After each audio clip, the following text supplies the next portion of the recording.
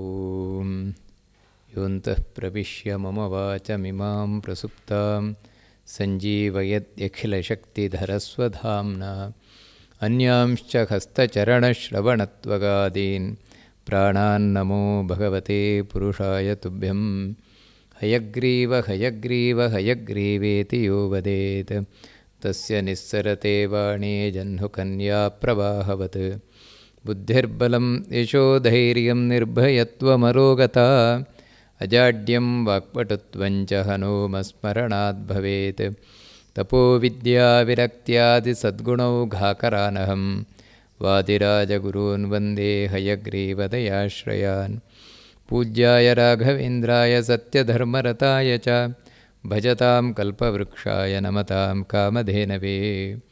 ಓಂ ನಾರಾಯಣಂ ಸುರಗುರುಂ ಜಗದೇಕನಾಥಂ ಭಕ್ತಪ್ರಿಯಂ ಸಕಲಲೋಕನಮಸ್ಕೃತಂಚ ತ್ರೈಗುಣ್ಯವರ್ಜಿತಮಜಂ ವಿಭುಮಾದ್ಯಮೀಶಂ ವಂದೇ ಭವಘ್ನಮಮರಾಸುರಸಿದ್ಧವಂದ್ಯಂ. ನಾರಾಯಣಂ ನಮಸ್ಕೃತ್ಯ ನರಂ ಚೈವ ನರೋತ್ತಮಂ ದೇವೀಂ ಸರಸ್ವತೀಂ ವ್ಯಾಸಂ ತಥೋ ಜಯಮುದೀರಯೇ. ಶ್ರೀ ಗುರುಭ್ಯೋ ನಮಃ. ಮಹಾಭಾರತದಲ್ಲಿ ವಿದುರ ಧೃತರಾಷ್ಟ್ರನಿಗೆ ತಾನು ಉಪದೇಶಗಳನ್ನು ಅಂದರೆ ನೀತಿ ಮಾತುಗಳನ್ನು ತಿಳಿಸ್ತಾ ತನಗೆ ಎಷ್ಟು ಅಧಿಕಾರ ಇದೆಯೋ ಅಷ್ಟನ್ನು ತಿಳಿಸಿದ. ಹೆಚ್ಚಿನ ವಿಷಯವನ್ನು ತಿಳಿಸ್ಲಿಕ್ಕೋಸ್ಕರ ಸನಸ್ಸುಜಾತರನ್ನು ಕರೆದಿದ್ದಾನೆ. ಆ ಸನಸ್ಸುಜಾತರು ಬಂದು ಧೃತರಾಷ್ಟ್ರನ ಪ್ರಶ್ನೆಗಳಿಗೆ ಸಂದೇಹಗಳಿಗೆ ಉತ್ತರವನ್ನು ಕೊಡ್ತಾ ಇದ್ದಾರೆ. ಅದರಲ್ಲಿ ಧೃತರಾಷ್ಟ್ರ ಒಂದು ಪ್ರಶ್ನೆಯನ್ನು ತಾನು ಕೇಳಿದ್ದ. ಅದೇ ವಿದುರ ಹೇಳಿದ ಮಾತು. ಸಾವು ಇದೆ ಅಂತ ಹೇಳ್ತಾರೆ, ಆದರೆ ಸನಸ್ಸುಜಾತರು ಸಾವಿಲ್ಲ ಅಂತ ಹೇಳ್ತಾರೆ ಅನ್ನುವ ವಿಷಯದಲ್ಲಿ ಸನಸ್ಸುಜಾತರು ಬಹಳಷ್ಟು ತಿಳ್ಕೊಂಡಿದ್ದಾರೆ ಅಂತ ವಿದುರ ಹೇಳಿದ್ದ. ಅದಕ್ಕೆ ಧೃತರಾಷ್ಟ್ರ ಆ ಬಹಳ ಸ್ವಾರಸ್ಯಕರವಾದ ಮಾತನ್ನು ಪ್ರಶ್ನೆಯನ್ನು ಸನಸ್ಸುಜಾತರ ಬಳಿ ಕೇಳಿದ್ದಾನೆ. ಸಾವಿದೆ ಅಂತ ಹೇಳುವಂಥದ್ದು ಎಲ್ರಿಗೂ ಗೊತ್ತಿದೆ ಜಗತ್ತಿನಲ್ಲಿ. ಯಾಕಂತ ಹೇಳಿದರೆ ಎಲ್ಲರೂ ಸಾಯ್ತಾ ಇದ್ದಾರೆ ಅನ್ನೋದು ಸ್ಪಷ್ಟ. ಆದರೆ ನೀವು ಹೇಳ್ತೀರಂತೆ ಸಾವನ್ನುವುದೇ ಇಲ್ಲ ಅಂತ. ಇದೇನು ಅಂತ ನನಗೆ ಅರ್ಥ ಆಗ್ತಾ ಇಲ್ಲ, ಅದರ ಬಗ್ಗೆ ನೀವು ಸ್ಪಷ್ಟವಾಗಿ ನನಗೆ ತಿಳಿಸಬೇಕು ಅಂತ ಹೇಳಿದಾಗ ಅದಕ್ಕೆ ಸನಸ್ಸುಜಾತರು ತಾವು ಉತ್ತರವನ್ನು ಕೊಡ್ತಾ ಇದ್ದಾರೆ. ಅಮೃತ್ಯು ಕರ್ಮಣ ಕೇಚಿತ್ ಮೃತ್ಯುರ್ನಾಸ್ತೀತಿ ಚಾಪರೇ ಶೃಣು ಮೇ ಭ್ರುವತೋ ರಾಜನ್ ಯಥೇ ತನ್ಮಾ ವಿಶಂಕಿತಾಃ. ಸನಸ್ಸುಜಾತರು ಧೃತರಾಷ್ಟ್ರನಿಗೆ ಹೇಳ್ತಾರೆ, ಧೃತರಾಷ್ಟ್ರ, ನಾನು ನಿನಗೆ ತಿಳಿಸ್ತೇನೆ. ಹೇಗೆ ತಿಳಿಸ್ತೇನೆ ಅಂದರೆ ಹೀಗೇನೋ ನನಗೆ ತಲೆಗೆ ತೋಚಿದಾಗ ನಾನು ತಿಳಿಸೋದಿಲ್ಲ ನನಗೆ. ಮತ್ತು ನಾನು ಸ್ಪಷ್ಟವಾಗಿ ತಿಳಿಸ್ತೇನೆ, ಸರಿಯಾಗಿ ತಿಳಿಸ್ತೇನೆ. ಶಾಸ್ತ್ರಗಳಲ್ಲಿ ಯಾವ ರೀತಿ ಇದೆ, ಜ್ಞಾನಿಗಳ ಅಭಿಪ್ರಾಯ ಯಾವ ರೀತಿ ಇದೆ, ಅದನ್ನು ನನಗೆ ಸ್ಪಷ್ಟವಾಗಿ ತಿಳಿಸ್ಕೊಂಡು ಹೋಗ್ತೇನೆ. ಕೆಲವರ ಪ್ರಕಾರ ಏನು ಅಭಿಪ್ರಾಯ ಅಂತ ಹೇಳಿದ್ರೆ ಸಾವನ್ನುವುದೇ ಇಲ್ಲ ಅಂತ. ಸಾವನ್ನುವುದು ಇಲ್ಲ. ಯಾರಿಗೆ ಅಂತ ಹೇಳಿದರೆ ಅದಕ್ಕೆ ಹೇಳ್ತಾರೆ ಅಮೃತ್ಯು ಕರ್ಮಣ ಕೇಚಿತ್ ಮೃತ್ಯುರ್ನಾಸ್ತಿ ಇತಿ ಚಾಪರೆ. ಒಬ್ಬ ವ್ಯಕ್ತಿ ತಾನು ಅಮೃತ್ಯು ಅಂದರೆ ಸಾವಿಲ್ಲದವನಾಗಬಹುದು, ಅಂದರೆ ಸಾವೇ ತನ್ನ ಹತ್ತಿರ ಬರದ ಹಾಗಾಗಬಹುದು. ಹೇಗೆ ಅಂತ ಹೇಳಿದರೆ ಕೆಲವೊಂದು ಕರ್ಮಗಳಿಂದ ಅಂತ ಈ ರೀತಿ ಕೆಲವರು ಹೇಳ್ತಾರೆ. ಅಂದರೆ ಅವ್ರ ಪ್ರಕಾರ ಏನಂದರೆ ಸಾವು ಅನ್ನುವುದಿದೆ, ಆದರೆ ಆ ಸಾವನ್ನು ನಾವು ಮೆಟ್ಟಿ ನಿಲ್ಲಿಕ್ಕೆ ಸಾಧ್ಯ ಇದೆ. ಪುಣ್ಯಕರ್ಮಗಳಿಂದ ನಾವು ಆ ಸಾವನ್ನು ಮೆಟ್ಟಿ ನಿಲ್ಲಿಕ್ಕೆ ಸಾಧ್ಯ ಇದೆ ಅನ್ನುವಂಥದ್ದು ಕೆಲವು ಜ್ಞಾನಿಗಳ ಅಭಿಪ್ರಾಯ. ಇನ್ನು ಕೆಲವರು ಜ್ಞಾನಿಗಳ ಅಭಿಪ್ರಾಯ ಪ್ರಕಾರ ಸಾವು ಅನ್ನೋದೇ ಇಲ್ಲ ಅಂತ. ಸಾವು ಅನ್ನೋದೇ ಇಲ್ಲ ಅಂತ ಹೇಳೋದು ಕೆಲವು ಜ್ಞಾನಿಗಳ ಅಭಿಪ್ರಾಯ. ಕೆಲವು ಜ್ಞಾನಿಗಳ ಅಭಿಪ್ರಾಯ ಸಾವು ಅಂತಿದೆ, ಆದರೆ ಅದನ್ನು ಮೆಟ್ಟಿ ನಿಲ್ಲಿಕ್ಕೆ ಸಾಧ್ಯ ಇದೆ. ಆ ಸಾವಿನ ದವಡೆಗೆ ನಾವು ಸಿಗಲೇಬೇಕು ಅಂತಿಲ್ಲ ಅಂತ. ಈ ವಿಷಯದಲ್ಲಿ ನಾನು ನಿನಗೆ ಸ್ಪಷ್ಟವಾಗಿ ತಿಳಿಸ್ತೇನೆ.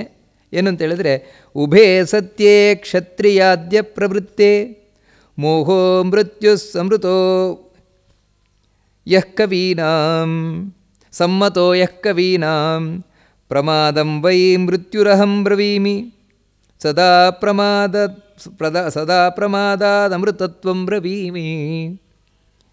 ಅದಕ್ಕೆ ಸನಸ್ಸುಜಾತರು ಹೇಳ್ತಾರೆ, ನೋಡು, ನನ್ನ ಅಭಿಪ್ರಾಯ ಏನು ಅಂತೇಳಿದರೆ ಎರಡು ಸರಿಯಾಗಿದೆ ಅಂತ. ಎರಡು ವಿಧವಾದ ಜ್ಞಾನಿಗಳ ಅಭಿಪ್ರಾಯ ಏನಿದೆ ಅಂದರೆ ಕೆಲವರ ಪ್ರಕಾರ ಸಾವಿದೆ, ಆದರೆ ಆ ಸಾವನ್ನು ಮೆಟ್ಟಿ ನಿಲ್ಲಿಕ್ಕೆ ಸಾಧ್ಯ ಇದೆ ಅಂತ. ಇನ್ನು ಕೆಲವರು ಸಾವು ಅನ್ನೋದೇ ಇಲ್ಲ ಅಂತ. ಇದೆರಡು ಅಭಿಪ್ರಾಯವು ಸರಿಯಾಗಿರುವಂಥದ್ದೇ. ಯಾಕೆ ಅಂತೇಳಿದರೆ ಸಾವು ಅನ್ನುವುದು ಯಾವುದು ಅದನ್ನು ಹೇಳ್ತಾರೆ. ಮೋಹೋ ಮೃತ್ಯು ಸಮ್ಮತೋ ಯಃ ಕವೀನಾಂ. ಮೃತ್ಯು ಅನ್ನುವಂಥದ್ದು ಯಾವುದೋ ಹೊರಗಿನಿಂದ ಬಂದು ನಮ್ಮನ್ನು ಆಕ್ರಮಣ ಮಾಡುವುದಲ್ಲ. ಮತ್ತು ಮೃತ್ಯು ಅನ್ನುವುದು ನಮ್ಮೊಳಗೆ ಇದೆ ಅಂತ ಹೇಳ್ತಾನೆ. ನಿಜವಾಗಲೂ ಸಾವು ಅನ್ನುವುದು ಒಬ್ಬ ವ್ಯಕ್ತಿಯ ಒಳಗೆ ಇರ್ತದೆ. ಯಾವಾಗ ಅಂತೇಳಿದರೆ ಅವನೇ ತಗೊಂಡಾಗ, ಇಲ್ದಿದ್ರಿಲ್ಲ. ನೋಡಿ, ಸಾವು ಅನ್ನುವುದನ್ನು ನಾವೇ ಆವಾಹನೆ ಮಾಡಿಕೊಳ್ಳೋದು, ಸಾವು ಅನ್ನುವುದನ್ನು ನಾವೇ ಎಳ್ಕೊಳ್ಳೋದು ಮೈ ಮೇಲೆ. ಅದನ್ನು ಇಲ್ಲಿ ಬಹಳ ಸ್ಪಷ್ಟವಾಗಿ ಮಹಾಭಾರತ ತಿಳಿಸ್ತಾ ಇದೆ. ಇಲ್ಲದೇ ಇದ್ದರೆ, ನೀವಾಗಿ ಸಾವನ್ನು ಮೈ ಮೇಲೆ ಎಳ್ಕೊಳ್ಳದೇ ಇದ್ದರೆ ಸಾವು ಅನ್ನೋದು ನಿಮ್ಮ ಹತ್ರ ಬರೋಲ್ಲ. ಯಾವುದು? ಹಾಗಿದ್ರೆ ಸಾವನ್ನು ನಾವು ಮೈ ಮೇಲೆ ಎಳ್ಕೊಳ್ಳೋದು ಅಂತ ಹೇಳಿದ್ರೆ ಯಾವ ರೀತಿ? ಮೋಹೋ ಮೃತ್ಯು, ಮೋಹವೇ ಮೃತ್ಯು ಅಂತ ಹೇಳ್ತಾರೆ. ಈ ಮೋಹ ಅಂತ ಹೇಳಿದ್ರೇನು? ಮೋಹ ಅಂತೇಳಿದರೆ ಒಂದನೇ ಇದ್ದಾಗಿ ತಪ್ಪು ತಿಳುವಳಿಕೆ, ತಪ್ಪು ತಿಳುವಳಿಕೆಯೇ ಮೋಹ. ಮತ್ತು ಎರಡನೆಯದ್ದೇನು ಅಂತೇಳಿದರೆ ವಿಪರೀತವಾದ ಅಟ್ಯಾಚ್ಮೆಂಟ್, ಇದು ಮೋಹ. ಅಂದರೆ ಬಿಡಲಾರದ ನಂಟು, ಬಿಡಲಾರದ ನಂಟು ಅನ್ನುವಂಥದ್ದು ಮೋಹ. ವಿಪರೀತ ಜ್ಞಾನ ಅನ್ನೋದು ಮೋಹ. ಇದೇ ಸಾವು ಅಂತ ಹೇಳ್ತಾ ಇದ್ದೇನೆ ಅಂತ ಹೇಳ್ತಾರೆ. ತುಂಬ ಚಂದವಾದ ಮಾತು ಇದು. ಮಹಾಭಾರತ ನಮಗೆ ಕೊಡುವಂತಹ ಬಹಳ ಮುಖ್ಯವಾದ, ಬಹಳ ಚಂದವಾದ ಮಾತು. ಏನು ಅಂತೇಳಿದರೆ, ಒಬ್ಬ ವ್ಯಕ್ತಿ ಸಾಯ್ತಾನೆ ಅಂತೇಳಿದರೆ ಅದಕ್ಕೆ ಕಾರಣ ಏನು ಅಂದರೆ ಅವನ ಒಳಗೆ ಇರುವ ತಪ್ಪು ತಿಳುವಳಿಕೆಗಳು. ಎಲ್ಲದಕ್ಕೂ ತಪ್ಪು ನಿಮಗೆ ಎಲ್ಲಿವರೆಗೆ ಅಂತೇಳಿದರೆ, ಮೊದಲಿಂದ ಹಿಡಿದು ಕಡೆಯವರೆಗೆ ಇವನು ಒಂದು ರೋಗಕ್ಕೆ ಔಷಧಿ ತೊಗೊಳ್ತಾನಲ್ವ, ಅದು ಕೂಡ ತಪ್ಪು ತಿಳುವಳಿಕೆಯಿಂದ ಬೇರೆ ಔಷಧಿ ತೊಗೊಂಡ ಅಂದರೆ ಸಾಯ್ತಾನೆ. ಅಂದರೆ ನೋಡಿ, ಬದುಕಲಿಕ್ಕೆ ಹೊರಟಿರುವಂಥವನು ನಿಜವಾಗಲೂ ಇವನು ಬದುಕಲಿಕ್ಕೆ ಸಾಧ್ಯತೆ ಇದೆ.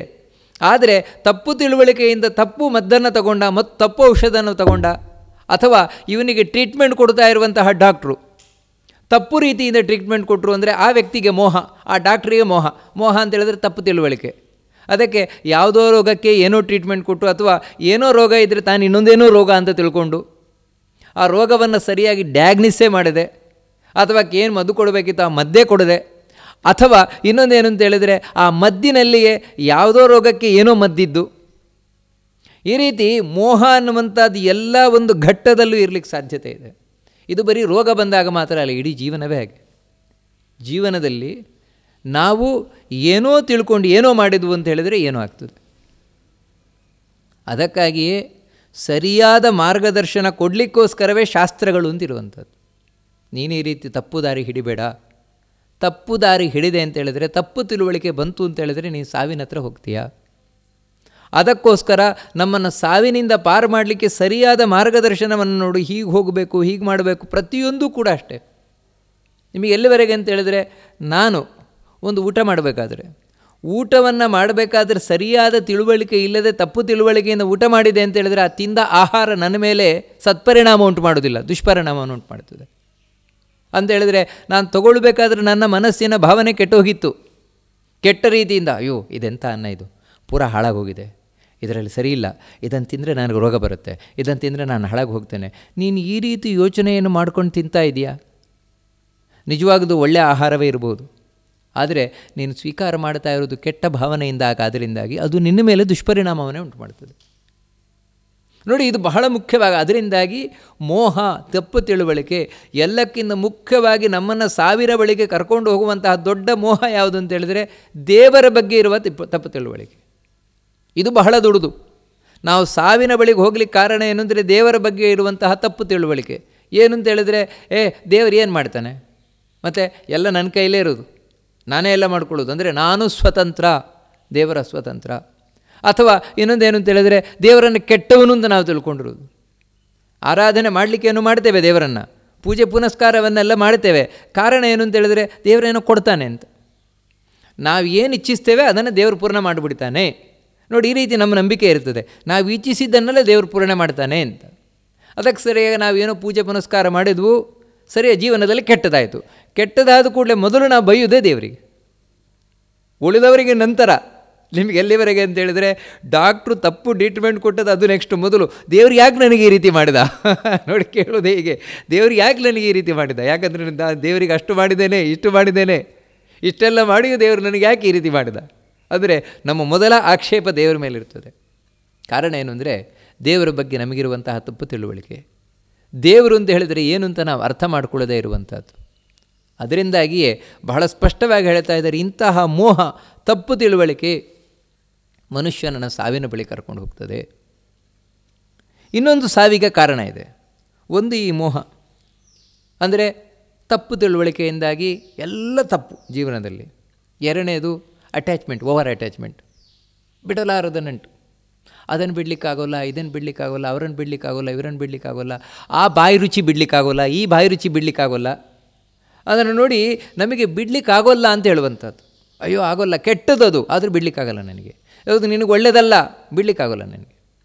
ಇದೇ ನಮ್ಮನ್ನು ಸಾವಿನ ಬಳಿ ಕರ್ಕೊಂಡು ಹೋಗ್ತದೆ. ಅಂದರೆ ಸಾವು ತಾನಾಗಿ ನಮ್ಮ ಹತ್ರ ಬರೋಲ್ಲ, ಮತ್ತು ನಾವೇ ಸಾವಿನ ಬಳಿಗೆ ಹೋಗ್ತೇವೆ. ಎರಡನೇದೇನು ಅಂತ ಹೇಳಿದ್ರೆ ಪ್ರಮಾದಂ ವೈ ಮೃತ್ಯುಮಹಂ ಬ್ರವೀಮಿ ಹೇಳ್ತಾ ಇದ್ದಾರೆ ಸನತ್ಸುಜಾತರು. ಇನ್ನೊಂದು ಸಾವು ಯಾವುದಂತ ನಾನೇ ಹೇಳ್ತೇನೆ, ಪ್ರಮಾದ. ಜೀವನದಲ್ಲಿ ತಪ್ಪು ನಡೆಸುವಂಥದ್ದು, ಅಂದರೆ ತಪ್ಪು ಹೆಜ್ಜೆಯನ್ನಿಡುವಂಥದ್ದು. ಈ ತಪ್ಪು ಹೆಜ್ಜೆಯನ್ನಿಡುವಂಥದ್ದು ಇನ್ನೊಂದು ಮೃತ್ಯುವಿಗೆ ಕಾರಣ. ಅಂದರೆ ತಪ್ಪಾಗಿ ತಿಳ್ಕೊಳ್ಳೋದು ಒಂದು ಕಾರಣ, ತಪ್ಪಾಗಿ ತಿಳ್ಕೊಳ್ಳೋದು. ಎರಡನೆಯದು ತಪ್ಪಾಗಿ ತಿಳ್ಕೊಂಡು ತಪ್ಪಾಗಿ ಮಾಡೋದು, ಇದು ಇನ್ನೊಂದು ಕಾರಣ. ಸಾವಿಗೆ ಕಾರಣವಾಗಿರುವಂತಹದ್ದೇ ಇದು, ತಪ್ಪಾಗಿ ತಿಳಿಯದೆ ತಪ್ಪಾಗಿ ಮಾಡುವಂಥದ್ದು. ಇದು ಇನ್ನೊಂದು ಸಾವಿಗೆ ಕಾರಣ ಅಂತ ಹೇಳ್ತಾ ಇದ್ದಾರೆ.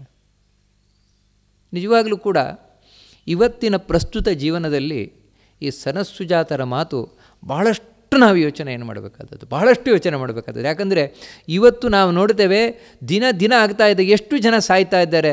ವಯಸ್ಸಾದ ಮೇಲೆ ಸಾಯ್ತಾ ಇರೋದು ಅಂತಲ್ಲ, ಸಣ್ಣ ವಯಸ್ಸಿನಲ್ಲಿಯೇ, ಮಧ್ಯ ವಯಸ್ಸಿನಲ್ಲಿಯೇ. ಇವತ್ತು ಚೆನ್ನಾಗಿದ್ದರು, ನಾಳೆ ದಿಢೀರಂತ ಸತ್ತೋದ್ರು. ಅಥವಾ ಏನೋ ಇದ್ದಕ್ಕಿದ್ದ ಹಾಗೆ ಕಾಯಿಲೆ, ಅದು ಯಾವ ಕಾಯಿಲೆ ಗೊತ್ತಿಲ್ಲ, ಹೇಗೆ ಬಂತು ಗೊತ್ತಿಲ್ಲ, ಆ ರೀತಿ ಕಾಯಿಲೆಗೆ ತುತ್ತಾಕ್ತಾರೆ, ಸಾಯ್ತಾರೆ. ಇದಕ್ಕೆಲ್ಲ ಕಾರಣ ಏನಂದರೆ, ಮೂಲಭೂತವಾದಂತಹ ಕಾರಣ ಇದೆ ಈ ಮೋಹ, ತಪ್ಪು ತಿಳುವಳಿಕೆ. ಏನು ಅಂತ ಹೇಳಿದರೆ, ನಮ್ಮ ಪ್ರಾಚೀನರಿಗೆ ಏನೂ ಗೊತ್ತಿಲ್ಲ, ನಮ್ಮ ಪ್ರಾಚೀನರು ದಡ್ಡರು, ಮತ್ತು ನಾವು ಈಗ ವಿಜ್ಞಾನದ ಯುಗದಲ್ಲಿದ್ದೇವೆ. ಅದರಿಂದಾಗಿ ನಮಗೆ ತುಂಬ ಗೊತ್ತಿದೆ, ಹಿಂದಿನವರಿಗಿಂತ ನಮಗೆ ತುಂಬ ಗೊತ್ತಿದೆ. ಇದೇ ಮೊದಲ ತಪ್ಪು ತಿಳುವಳಿಕೆ, ಮನುಷ್ಯನಿಗಿರುವ ತಪ್ಪು ತಿಳುವಳಿಕೆ ಇದು. ನೋಡಿ, ಇದರಿಂದಾಗಿ ಇವತ್ತೇನು ಅಂತ ಹೇಳಿದರೆ, ನಾವು ಹಿಂದಿನಿಂದ ಬಂದಂತಹ ರೀತಿ ರಿವಾಜುಗಳಿರ್ಬೋದು, ಸಂಪ್ರದಾಯಗಳಿರ್ಬೋದು, ಕಟ್ಟುಕಟ್ಟಲೆಗಳಿರ್ಬೋದು, ಇದನ್ನೆಲ್ಲ ಗಾಳಿಗೆ ತೂರಿ ಬಿಟ್ಟುಬಿಡ್ತೇವೆ. ಕಾರಣ ಏನು ಅಂತ ಹೇಳಿದರೆ, ಅವೆಲ್ಲ ಗೊಡ್ಡು ಸಂಪ್ರದಾಯಗಳು ಅಂತ, ಅವೆಲ್ಲ ಗೊಡ್ಡು ಸಂಪ್ರದಾಯಗಳು, ಅವರಿಗೆಲ್ಲ ಏನು ಗೊತ್ತಿತ್ತು. ಮತ್ತು ನಮ್ಮದಾದರೆ ಇವತ್ತು ಹೈಜೀನಿಕ್. ನೋಡಿ, ನಮ್ಮ ಭ್ರಮೆ, ನಾವಿವತ್ತು ಹೈಜೀನಿಕ್, ತುಂಬ ವೈಜ್ಞಾನಿಕದಲ್ಲಿದ್ದೇವೆ. ಅದಕ್ಕೋಸ್ಕರ ನಾವು ಏನನ್ನು ಸ್ವೀಕಾರ ಮಾಡಬೇಕಾದರೂ ಕೂಡ ಫುಲ್ಲು ಸೈಂಟಿಫಿಕ್ಕಾಗಿ ಅದನ್ನು ಟೆಸ್ಟ್ ಮಾಡಿ, ಅದನ್ನು ಪರೀಕ್ಷೆ ಮಾಡಿ, ಇಷ್ಟೆಲ್ಲ ಮಾಡಿ ನಾವು ಸ್ವೀಕಾರ ಮಾಡ್ತೇವೆ. ಅದಕ್ಕಾಗಿ ನಮಗೆ ಯಾವ ರೋಗ ರುಜಿನಗಳು ಬರುವುದಿಲ್ಲ, ಭ್ರಮಿಸಿಕೊಂಡು ಕೂರುತ್ತೇವೆ. ಆದರೆ ಈ ವೈಜ್ಞಾನಿಕ ಯುಗದ ಹಿಂದೆ ಹೋದವರು ಯಾರಾದರೂ 100 ವರ್ಷ ಬದುಕಿದವರು ಇದ್ದಾರೆ? ನೋಡಿ, ಇವತ್ತು ನಾವೇ ಯೋಚನೆಯನ್ನು ಮಾಡಬೇಕಾದದ್ದು. ಅದೇ ನಮ್ಮ ಪ್ರಾಚೀನರ ಮಾರ್ಗವನ್ನು ಅನುಸರಿಸಿ 100 ವರ್ಷ ಬಾಳಿದವರು ಇಲ್ವೇನು? ಪ್ರಾಚೀನರ ಮಾರ್ಗವನ್ನು ಅನುಸರಿಸಿ ಶುದ್ಧವಾದ ಗಾಳಿ, ಶುದ್ಧವಾದ ನೀರು, ಶುದ್ಧವಾದ ಆಹಾರ, ಶುದ್ಧವಾದ ಸ್ಥಳದಲ್ಲಿ ವಾಸ. ನೋಡಿ, ಈ ರೀತಿ ಇದ್ದೇ 100 ವರ್ಷ ಗಟ್ಟಿಮುಟ್ಟಾಗಿ ನಾವು ಹಿಂದಿನವರನ್ನು ನೋಡ್ತಾ ಇದ್ವಲ್ಲ, ಹಿಂದಿನವರು ಗಟ್ಟಿಮುಟ್ಟಾಗಿ 100 ವರ್ಷ ಬಾಳ್ತಾಯಿದ್ರು. ಹಾಸಿಗೆ ಹಿಡಿದಲ್ಲ, ಹಾಸಿಗೆ ಹಿಡಿದು 100 ವರ್ಷ ಬಾಳಿದ್ದಲ್ಲ, ಗಟ್ಟಿಮುಟ್ಟಾಗಿ 100 ವರ್ಷ ಬಾಳ್ತಾ ಇದ್ದರು. ಯಾಕೆ? ಕಾರಣ ಏನು? ಅವರಿಗೆ ವಿಜ್ಞಾನ ಇತ್ತಾವಾಗ? ಈ ಆಧುನಿಕ ವಿಜ್ಞಾನ ಇತ್ತಾ? ಇರಲಿಲ್ಲ. ಮತ್ತೇನಂತ ಹೇಳಿದ್ರೆ, ಹಿಂದಿನಿಂದ ಬಂದ ನಮ್ಮ ಋಷಿ ಮುನಿಗಳು ಹಾಕಿಕೊಟ್ಟಂತಹ ಸಂಪ್ರದಾಯ, ಕಟ್ಟುಕಟ್ಟಲೆಗಳು ಇದಿತ್ತು. ಅದಕ್ಕಾಗಿ ಯಾಕಂತ ಹೇಳಿದ್ರೆ, ನಮ್ಮ ಪ್ರತಿಯೊಂದು ಆಹಾರದ ಹಿಂದೆ, ವಿಹಾರದ ಹಿಂದೆ ಆರೋಗ್ಯ ಅಡಗಿ ಕೂತಿದೆ. ಪ್ರತಿಯೊಂದು ಆರೋಗ್ಯದ ಕಾಳಜಿ ಇತ್ತು. ಆದರೆ ಆಧುನಿಕ ವಿಜ್ಞಾನದಲ್ಲಿ ಅದು ಬಹಳ ಕಡಿಮೆ. ನಿಮಗೆ ಉದಾಹರಣೆಗೆ ಹೇಳುವುದಾದರೆ, ಹಿಂದೆ ಬೆಳೆಯನ್ನು ಬೆಳೀತಾ ಇದ್ದರು.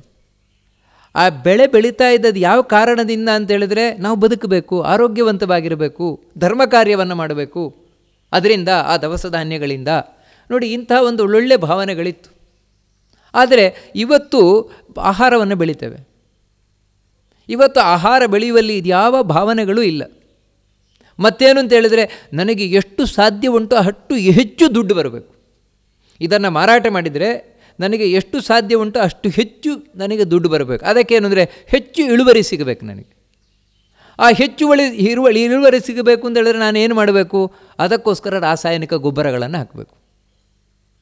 ರಾಸಾಯನಿಕ ಗೊಬ್ಬರಗಳು, ಅದು ಇದು ಎಲ್ಲ ಹಾಕಬೇಕು ನಾನು. ನೋಡಿ, ಇದರಿಂದ ಏನು ಅಂತ ಹೇಳಿದ್ರೆ, ಮನುಷ್ಯನ ಹಿಂದೆ ಕೂತಿರೋದು ಒಂದೇ, ಲಾಭದ ಉದ್ದೇಶ ಮಾತ್ರ. ಅಂದರೆ ಇವತ್ತು ಆಹಾರ ದವಸ ಧಾನ್ಯಗಳನ್ನು ಬೆಳೆಯುವಂಥದ್ದು ಲಾಭದ ಉದ್ದೇಶದಿಂದ. ಅದೇ ಕೇಳುವುದೇ ಇದು ಲಾಭದಾಯಕವಾದ ಬೆಳೆ. ನೋಡಿ, ಕರೆಯುವುದೇ ಹಾಗೆ, ಆರೋಗ್ಯದಾಯಕವಾದ ಬೆಳೆ ಅಲ್ಲ, ಲಾಭದಾಯಕವಾದ ಬೆಳೆ. ಇವತ್ತಿರುವುದೇ ಹಾಗೆ. ಅಂದರೆ ಮನುಷ್ಯ ಆಸೆಯ ಹಿಂದೆ ಬಿದ್ದಿದ್ದಾನೆ. ಆ ಆಸೆಯನ್ನು ಪೂರ್ಣ ಮಾಡಲಿಕ್ಕೆ ಹೊರಟಿದೆ ಆಧುನಿಕ ವಿಜ್ಞಾನ. ಹಾಗಿದ್ದಾಗ ಆರೋಗ್ಯದ ಅಲ್ಲಿ ದೃಷ್ಟಿ ಎಲ್ಲಿದೆ? ಆರೋಗ್ಯದ ದೃಷ್ಟಿಕೋನ ಎಲ್ಲಿದೆ? ಹಿಂದೆ ಆರೋಗ್ಯದ ದೃಷ್ಟಿಕೋನ ಇತ್ತು. ಅದಕ್ಕಾಗಿ ಹಟ್ಟಿಗೊಬ್ಬರ, ಶುದ್ಧವಾದ ನೀರು, ಮತ್ತೇನೇನು ಹೇಳಿದ್ರೆ ಈ ಯಾವುದೇ ಕೀಟನಾಶಕಗಳಿಲ್ಲ. ಮತ್ತೇನೆಂದರೆ ಈ ಇದರಲ್ಲಿ ಹಟ್ಟಿಯಲ್ಲೇ ಇದ್ದಂತಹ ಗೋಮೂತ್ರ ಇವುಗಳಿಂದಲೇ ತಾವು ಸಿಂಪಡಿಸಿಕೊಂಡು, ಅಂದರೆ ಎಲ್ಲವೂ ಶುದ್ಧವಾಗಿರ್ತಾ ಇತ್ತು. ಆದರೆ ಇಳುವರಿ ಕಡಿಮೆ ಇರಬಹುದು, ಆದರೆ ಆ ಕಡಿಮೆ ಇಳುವರಿಗೆ ತುಂಬ ಶಕ್ತಿದಾಯಕವಾಗಿತ್ತು. ಆದರೆ ಇವತ್ತು ಆಧುನಿಕ ವಿಜ್ಞಾನ ನಮಗೆ ತುಂಬ ಹೆಚ್ಚು ಬೆಳೆಯುವುದನ್ನು ಕಲಿಸ್ಕೊಟ್ಟಿದೆ, ಆದರೆ ಅಷ್ಟೇ ಹೆಚ್ಚು ಆರೋಗ್ಯವನ್ನು ತಂದುಕೊಡೋದು ಕಲಿಸ್ಕೊಟ್ಟಿಲ್ಲ. ಆದರೆ ಮನುಷ್ಯ ಹಿಂದಿನದ್ದನ್ನು ನಂಬ್ತಾನೆ, ಇವತ್ತಿನದ್ದು ನಂಬ್ತಾನೆ. ಮೋಹ ಇವತ್ತಿನದ್ದೇ ನಂಬುವುದೇ ಹೊರತು ಹಿಂದಿನದ್ದು ನಂಬುವುದಿಲ್ಲ. ಇದನ್ನೇ ಹೇಳ್ತಾ ಇರು. ಇದು ಏನು ಮಾಡ್ತದೆ ಅಂದರೆ ನಮ್ಮನ್ನು ಸಾವಿನ ಬಳಿಗೆ ಕರ್ಕೊಂಡು ಹೋಗ್ತದೆ. ಅಂದರೆ ಇಂಥ ಕೀಟನಾಶಕಗಳು ಹಾಕಿದಂತಹ, ರಾಸಾಯನಿಕ ಗೊಬ್ಬರ ಹಾಕಿರುವಂತಹ ಬೆಳೆಗಳನ್ನು ನಾವು ತಿಂತೇವೆ. ಅದರಿಂದಾಗಿ ಇವತ್ತು ನಾವೇ ಕೇಳ್ತೇವೆ, ನಾವು ವಿಷವನ್ನು ತಿಂತಾ ಇದ್ದೇವೆ, ಅನ್ನವನ್ನು ತಿಂತಾ ಇರೋದು ನಾವು ಹೇಳ್ತೇವೆ, ಅದನ್ನು ಹೇಳಿ ಅದನ್ನೇ ತಿಂತೇವೆ. ವಿಷ ತಿಂದ ಮೇಲೆ ಸಾವು ಬಂದೇ ಬರ್ತದೆ ತಾನೆ. ನೋಡಿ, ಹೀಗೆ ಮನುಷ್ಯ ತನ್ನ ಸಾವನ್ನು ತಾನೇ ಮೈಮೇಲೆ ಎಳ್ಕೊಳ್ತಾ ಇದ್ದಾನೆ. ಋಷಿಮುನಿಗಳು ಇವತ್ತಿಗೂ ಕೂಡ ಹಿಮಾಲಯದಲ್ಲಿ ಸಾವಿರಾರು ವರ್ಷ ಬದುಕೋರು ಇದ್ದಾರೆ, ಇವತ್ತಿಗೂ ಬದುಕಿದವರಿದ್ದಾರೆ. ಕಾರಣ ಏನು ಅಂತ ಹೇಳಿದ್ರೆ, ನಮ್ಮ ಪ್ರಾಚೀನರು, ನಮ್ಮ ಋಷಿಮುನಿಗಳು, ನಮ್ಮ ವೇದಶಾಸ್ತ್ರಗಳು ಹೇಳಿದಂತಹ ಮಾರ್ಗದಲ್ಲಿ ಇವರು ಸಾಗುತ್ತಾ ಇದ್ದಾರೆ. ನೋಡಿ, ಅದಕ್ಕಾಗಿ ಇವತ್ತಿಗೂ ಬದುಕಿದ್ದಾರೆ. ಅದರಿಂದಾಗಿ ಸಾವು ಅನ್ನುವಂಥದ್ದು ಏನೋ ದಿಢೀರಂತ ಬರುವುದಲ್ಲ, ನಾವೇ ತಗೊಳ್ಳೋದು. ನಾವೇ ನಮ್ಮ ಆಹಾರದ ಶೈಲಿಯಲ್ಲಿ ತಪ್ಪು ತಿಳುವಳಿಕೆಯಿಂದ ಮಾಡ್ತೇವೆ. ಎರಡನೇದೇನು ಅಂದರೆ ತಪ್ಪು ಕೆಲಸ ಮಾಡೋದು. ಇದು ಎರಡನೆಯದು. ನಾವು ಮಾಡುವಂತಹ ತಪ್ಪು ಕೆಲಸ ಅಂದರೆ ಅದೇ ಪಾಪಕರ್ಮ, ಇದೇ ಪ್ರಮಾದ ಅಂತ ಹೇಳಿದ್ರೇ ತಪ್ಪು ಎಸಗುವುದು. ಅದರಿಂದಾಗಿ ಮನುಷ್ಯ ಸಾವಿನ ಬಳಿಗೆ ಹೋಗ್ತಾನೆ. ಇದನ್ನು ಮಹಾಭಾರತ ಬಹಳ ಸ್ಪಷ್ಟವಾಗಿ ತಿಳಿಸ್ಕೊಂಡು ಹೋಗ್ತದೆ. ನಮ್ಮ ಆಯುಷ್ಯ ಕಡಿಮೆ ಆಗಲಿಕ್ಕೆ, ನಾನು ಸಾವಿನ ಬಳಿಗೆ ಹೋಗಲಿಕ್ಕೆ ಕಾರಣ ಏನಂದರೆ ನಾನು ಮಾಡುವ ತಪ್ಪು ಕರ್ಮಗಳೇ ಕಾರಣ. ನಿಮಗೆ ಎಲ್ಲಿವರೆಗೆ ಅಂತ ಹೇಳಿದರೆ, ಇವಾಗೊಂದು ನೀರು ಕುಡಿಯುವುದರಿಂದ ನಾವೇನು ಯೋಚನೆ ಮಾಡಲಿಕ್ಕೆ ಹೋಗೋಲ್ಲ, ಅಯ್ಯೋ ಏನ್ರಿ ನೀರು ಕುಡಿಯೋದ್ರಲ್ಲಿ ಏನಿದೆ ಅಂತ. ಆದರೆ ಮಹಾಭಾರತ ಹೇಳ್ತದೆ, ನೀನು ನಿಂತು ಎಡಗೈಯಲ್ಲಿ ನೀರನ್ನು ಇಟ್ಕೊಂಡು ಕುಡಿದೆ ಅಂತ ಹೇಳಿದರೆ ನಿನಗೆ ಆಯುಷ್ಯ ಕಮ್ಮಿ ಆಗುತ್ತೆ ಅಂತ ಹೇಳ್ತಾರೆ. ನಿಂತ್ಕೊಂಡು ಕುಡಿದ್ರೆ, ನೀನು ಎಡಗೈಯಲ್ಲಿ ಹಿಡ್ಕೊಂಡು ಕುಡಿದ್ರೆ ಆಯುಷ್ಯ ಕಡಿಮೆ ಆಗುತ್ತೆ ನಿನಗೆ. ನಾವಿದೆಲ್ಲ ಗಮನಿಸಲಿಕ್ಕೆ ಹೋಗಲ್ಲ, ಅಯ್ಯ ಇದಕ್ಕೆ ಏನು ಸಂಬಂಧ. ಆದರೆ ನಾವು ಇದರ ಬಗ್ಗೆ ಯಾವುದೇ ಸಂಶೋಧನೆ ಮಾಡಿಲ್ಲ, ಆದರೆ ನಮ್ಮ ಪ್ರಾಚೀನರು ಸಂಶೋಧನೆ ಮಾಡಿದ್ದಾರೆ. ನೀನು ನಿಂತ ಮೂತ್ರ ಮಾಡಿದರೆ ಆಯುಷ್ಯ ಕಡಿಮೆ ಆಗುತ್ತೆ. ನಮಗಿದು ನಂಬಿಕೆಯೇ ಇಲ್ಲ. ಯಾಕೆ ಅಂತ ಹೇಳಿದರೆ, ನಮಗೆ ಹಿಂದಿನವ್ರ ಬಗ್ಗೆ ನಂಬಿಕೆ ಇಲ್ವಲ್ಲ, ಈಗಿನವ್ರ ಬಗ್ಗೆ. ನಿಮಗೆ ಆಶ್ಚರ್ಯ ಏನು ಅಂತ ಹೇಳಿದರೆ, ಇವತ್ತು ವಿಜ್ಞಾನ ಏನು ಹೇಳ್ತಾ ಇದೆ ಅದನ್ನು ನಾವೇನು ಸಂಶೋಧನೆ ಮಾಡಿ ನೋಡಿಲ್ಲ. ವಿಜ್ಞಾನಿಗಳು ಹೇಳಿದ್ದನ್ನು ನಾವು ಸಂಶೋಧನೆ ಮಾಡಿ ನೋಡಿಲ್ಲ, ಹಿಂದೆ ಋಷಿಮುನಿಗಳು ಹೇಳಿದ್ದನ್ನು ನಾವು ಸಂಶೋಧನೆ ಮಾಡಿ ನೋಡಿಲ್ಲ, ಎರಡನ್ನೂ ನೋಡಿಲ್ಲ. ಮತ್ತೇನೆಂದರೆ ಬರೀ ನಂಬಿಕೆ ಮೇಲೆ ನಮ್ಮ ವ್ಯವಹಾರ ಹೋಗ್ತಾ ಇದೆ. ಇವತ್ತು ನಮ್ಮ ಜೀವನದ ವ್ಯವಹಾರ ಆಗಿ ಅಂತ ಹೇಳಿದರೆ, ವಿಜ್ಞಾನಿಗಳು ಹೇಳಿರುವುದು ಸತ್ಯ ಮತ್ತು ಋಷಿಮುನಿಗಳು ಹೇಳಿರುವುದು ಸುಳ್ಳು. ಯಾಕಂದರೆ ಅವ್ರಿಗೆ ಗೊತ್ತಿಲ್ಲ, ಇವ್ರಿಗೆ ಗೊತ್ತಿದೆ. ನೋಡಿ, ಇಷ್ಟೇ ನಂಬಿಕೆ. ನಾನು ಅದರ ಬಗ್ಗೆಯೂ ಸಂಶೋಧನೆ ಮಾಡಿಲ್ಲ, ಇದರ ಬಗ್ಗೆಯೂ ಸಂಶೋಧನೆ ಮಾಡಿಲ್ಲ. ಎಲ್ಲವೂ ಕೂಡ ಹೀಗೆ. ಇವಾಗ ಉದಾಹರಣೆಗಳದಾದರೆ, ಇವಾಗ ಹೆಣ್ಮಕ್ಕಳು ತಿಂಗಳಿಗೆ 3 ದಿನ ಮೈಲಿಗೆ. ಆದರೆ ಇವತ್ತೇನೆಂದರೆ ಆಧುನಿಕ ವಿಜ್ಞಾನ ಅದೆಲ್ಲ ಏನೂ ಇಲ್ಲ, ಅದು ಮಾಮೂಲದು, ಏನೂ ಇಲ್ಲ. ನೋಡಿ, ಈ ರೀತಿ ಹೇಳಿಕೊಂಡೇ ನಾನಾ ವಿಧವಾದ ರೋಗಗಳಿಗೆ ತುತ್ತಾಗ್ತಾ ಇದ್ದೇವೆ. ನಮ್ಮ ಪ್ರಾಚೀನರು ಯಾವ ದೃಷ್ಟಿಕೋನವನ್ನು ಇಟ್ಟುಕೊಂಡು ಆ ರೀತಿ ಮೈಲಿಗೆಯಿಂದ 3 ದಿನವನ್ನು ಲೆಕ್ಕಾಚಾರ ಮಾಡಿದರು, ಈ ವಿಷಯದಲ್ಲಿ ನಾವೇನಾದರೂ ಸಂಶೋಧನೆ ಮಾಡಿದೆವಾ? ಏನೂ ಮಾಡಿಲ್ಲ. ಏನೂ ಮಾಡದೆ ಬರೀ ದಡ್ಡರಾಗಿ ಇವತ್ತು ಆಧುನಿಕ ವಿಜ್ಞಾನವೇ ಸರಿಯಿಂದ ನಂಬಿಕೊಂಡೇ ಇಲ್ಲ, ಅದೆಲ್ಲ ಗೊಡ್ಡು, 3 ದಿನ ಮೈಲಿಗೆ ಅಂತ ಏನೂ ಇಲ್ಲ, ಈ ರೀತಿ ನಾವು ಪ್ರತಿಪಾದನೆಯನ್ನು ಮಾಡ್ತೇವೆ. ಏನನ್ನೂ ಮಾಡಿಲ್ಲ ಅದರ ಬಗ್ಗೆ ನಾವು. ನೋಡಿ, ಇದೇ ಮೋಹ, ಮನುಷ್ಯನಲ್ಲಿ ಕೂತಿರುವ ಮೋಹ. ಅದರಿಂದ ಏನಂತ ಹೇಳಿದರೆ ನಾವು ಪ್ರಮಾದ ಅಂದರೆ ತಪ್ಪು ಮಾಡ್ತೇವೆ. ವಾಸ್ತವಿಕವಾಗಿ ನೋಡಿ, ಹೆಣ್ಣು ಮಕ್ಕಳು 3 ದಿನ ಮೈಲಿಗೆಯಾಗಿದ್ದಾಗಲೂ ಕೂಡ ತಾವು ಯಾವುದು ಮಾಡಬಾರದ ಕರ್ಮಗಳಿದೆಯೋ ಆ ಕರ್ಮಗಳನ್ನು ಮಾಡಿದರು ಅಂದರೆ ಅದರಿಂದ ಆಗುವಂತಹ ದುಷ್ಪರಿಣಾಮಗಳು ಬಹಳ ಗೊತ್ತಾಗೋದಿಲ್ಲ. ಏನೆನಿಸ್ಬೋದು ಅಂತ ಹೇಳಿದ್ರೆ, ಅದರಿಂದ ಏನಾಗುತ್ತೆ, ಅದೊಂದು ಮಾಮೂಲದು, ಏನಾಗೋದಿಲ್ಲ. ಇವತ್ತು ತುಂಬ ಜನ ಹೇಳುವವರಿದ್ದಾರೆ, ಎಲ್ಲಿವರೆಗೆ ಅಂದರೆ ಶಾಲಾ ಕಾಲೇಜುಗಳಲ್ಲಿ ಹೋಗಿ ಉಪನ್ಯಾಸ ಕೊಡುವವರಿದ್ದಾರೆ, ಅದು ಏನೂ ಆಗೋದಿಲ್ಲ ಅಂತ. ಅಲ್ಲ, ಏನೂ ಆಗುವುದಿಲ್ಲ ಅಂತ ಹೇಳೋದಕ್ಕೆ ಏನು ಮಾಡಿದ್ದಾರೆ ಇವರು? ಯಾವ ಸಂಶೋಧನೆಯನ್ನು ಮಾಡಿದ್ದಾರೆ? ಯಾರು ಶಾಕ್ ಹೊಡಿತದೆ ಅಂತ ಹೇಳುವುದಿಲ್ಲ. ನಮ್ಮ ಪ್ರಾಚೀನರು 3 ದಿನ ನೀವು ಮೈಲಿಗೆ ಕೂತರೆ ಇದ್ದರೆ ನಿಮಗೆ ಶಾಕ್ ಹೊಡಿತದೆ, ರೋಗ ರುಜಿನ ಬಂದು ಸತ್ತೋಗ್ತೀರಿ, ಆ ರೀತಿ ಏನೂ ಹೇಳೋಲ್ಲ. ಆದರೆ ಯಾವುದು ಮೈಲಿಗೆ ಅಂತ ನಮ್ಮ ಪ್ರಾಚೀನರು ಹೇಳ್ತಾರೆ, ಅದರ ಹಿಂದೆ ಇರುವ ಮೂಲ ಉದ್ದೇಶ ಏನೆಂದರೆ ನಿಮ್ಮ ಮನಸ್ಸಿನ ಮೇಲೆ ಅದು ಪರಿಣಾಮವನ್ನು ಉಂಟು ಮಾಡ್ತದೆ.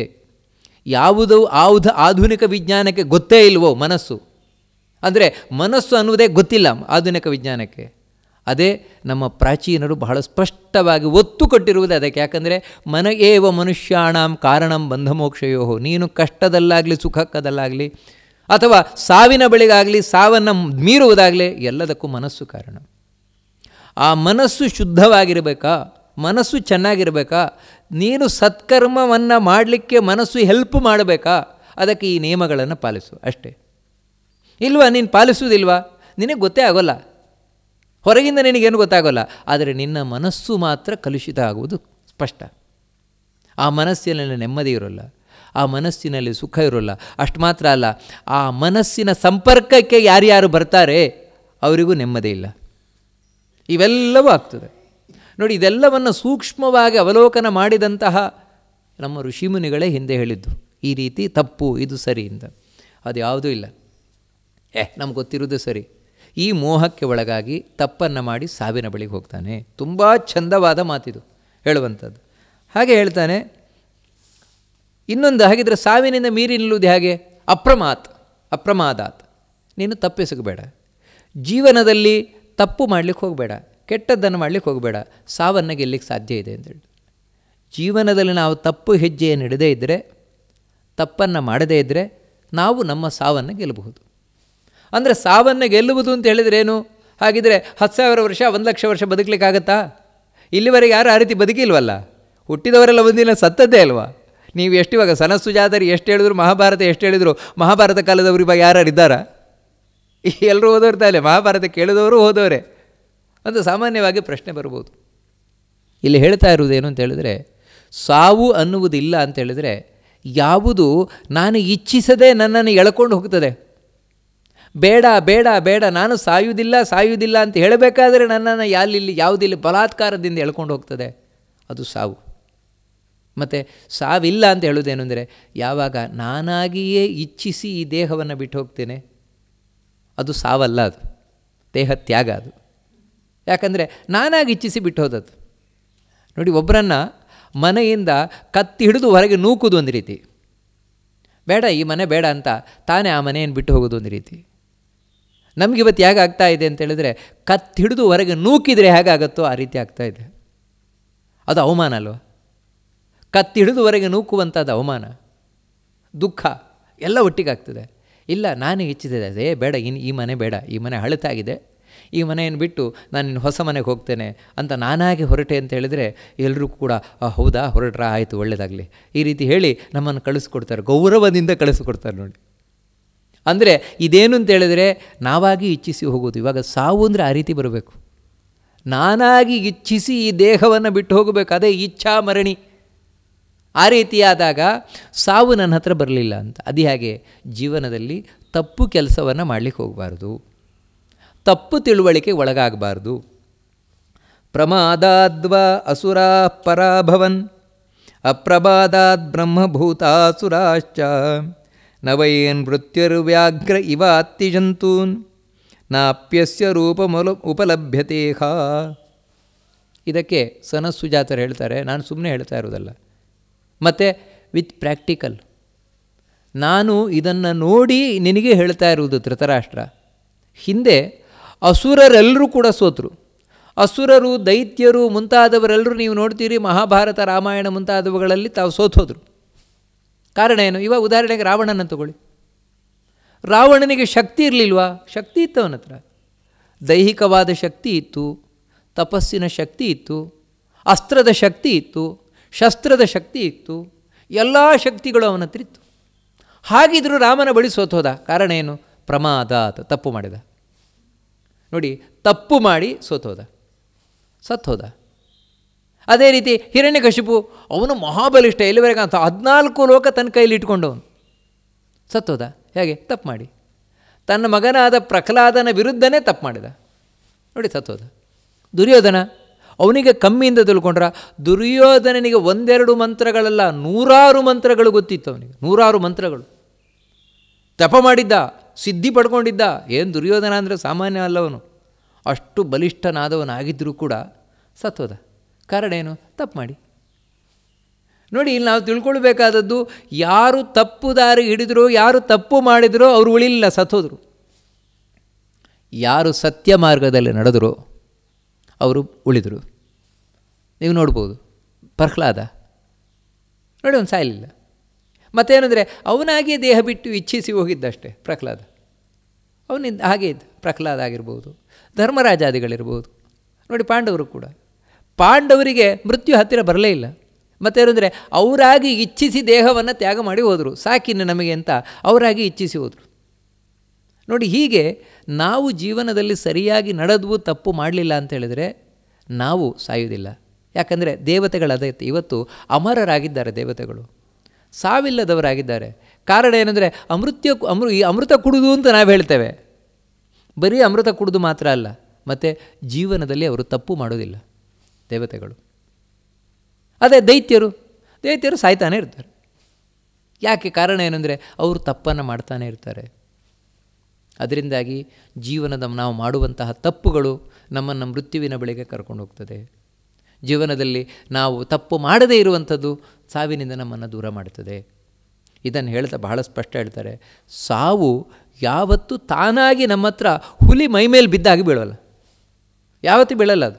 ಅದಕ್ಕೆ ಹೇಳ್ತಾರೆ, ನವೈ ಮೃತ್ಯು ವ್ಯಾಘ್ರ ಇವಾತಿ ಜಂತು.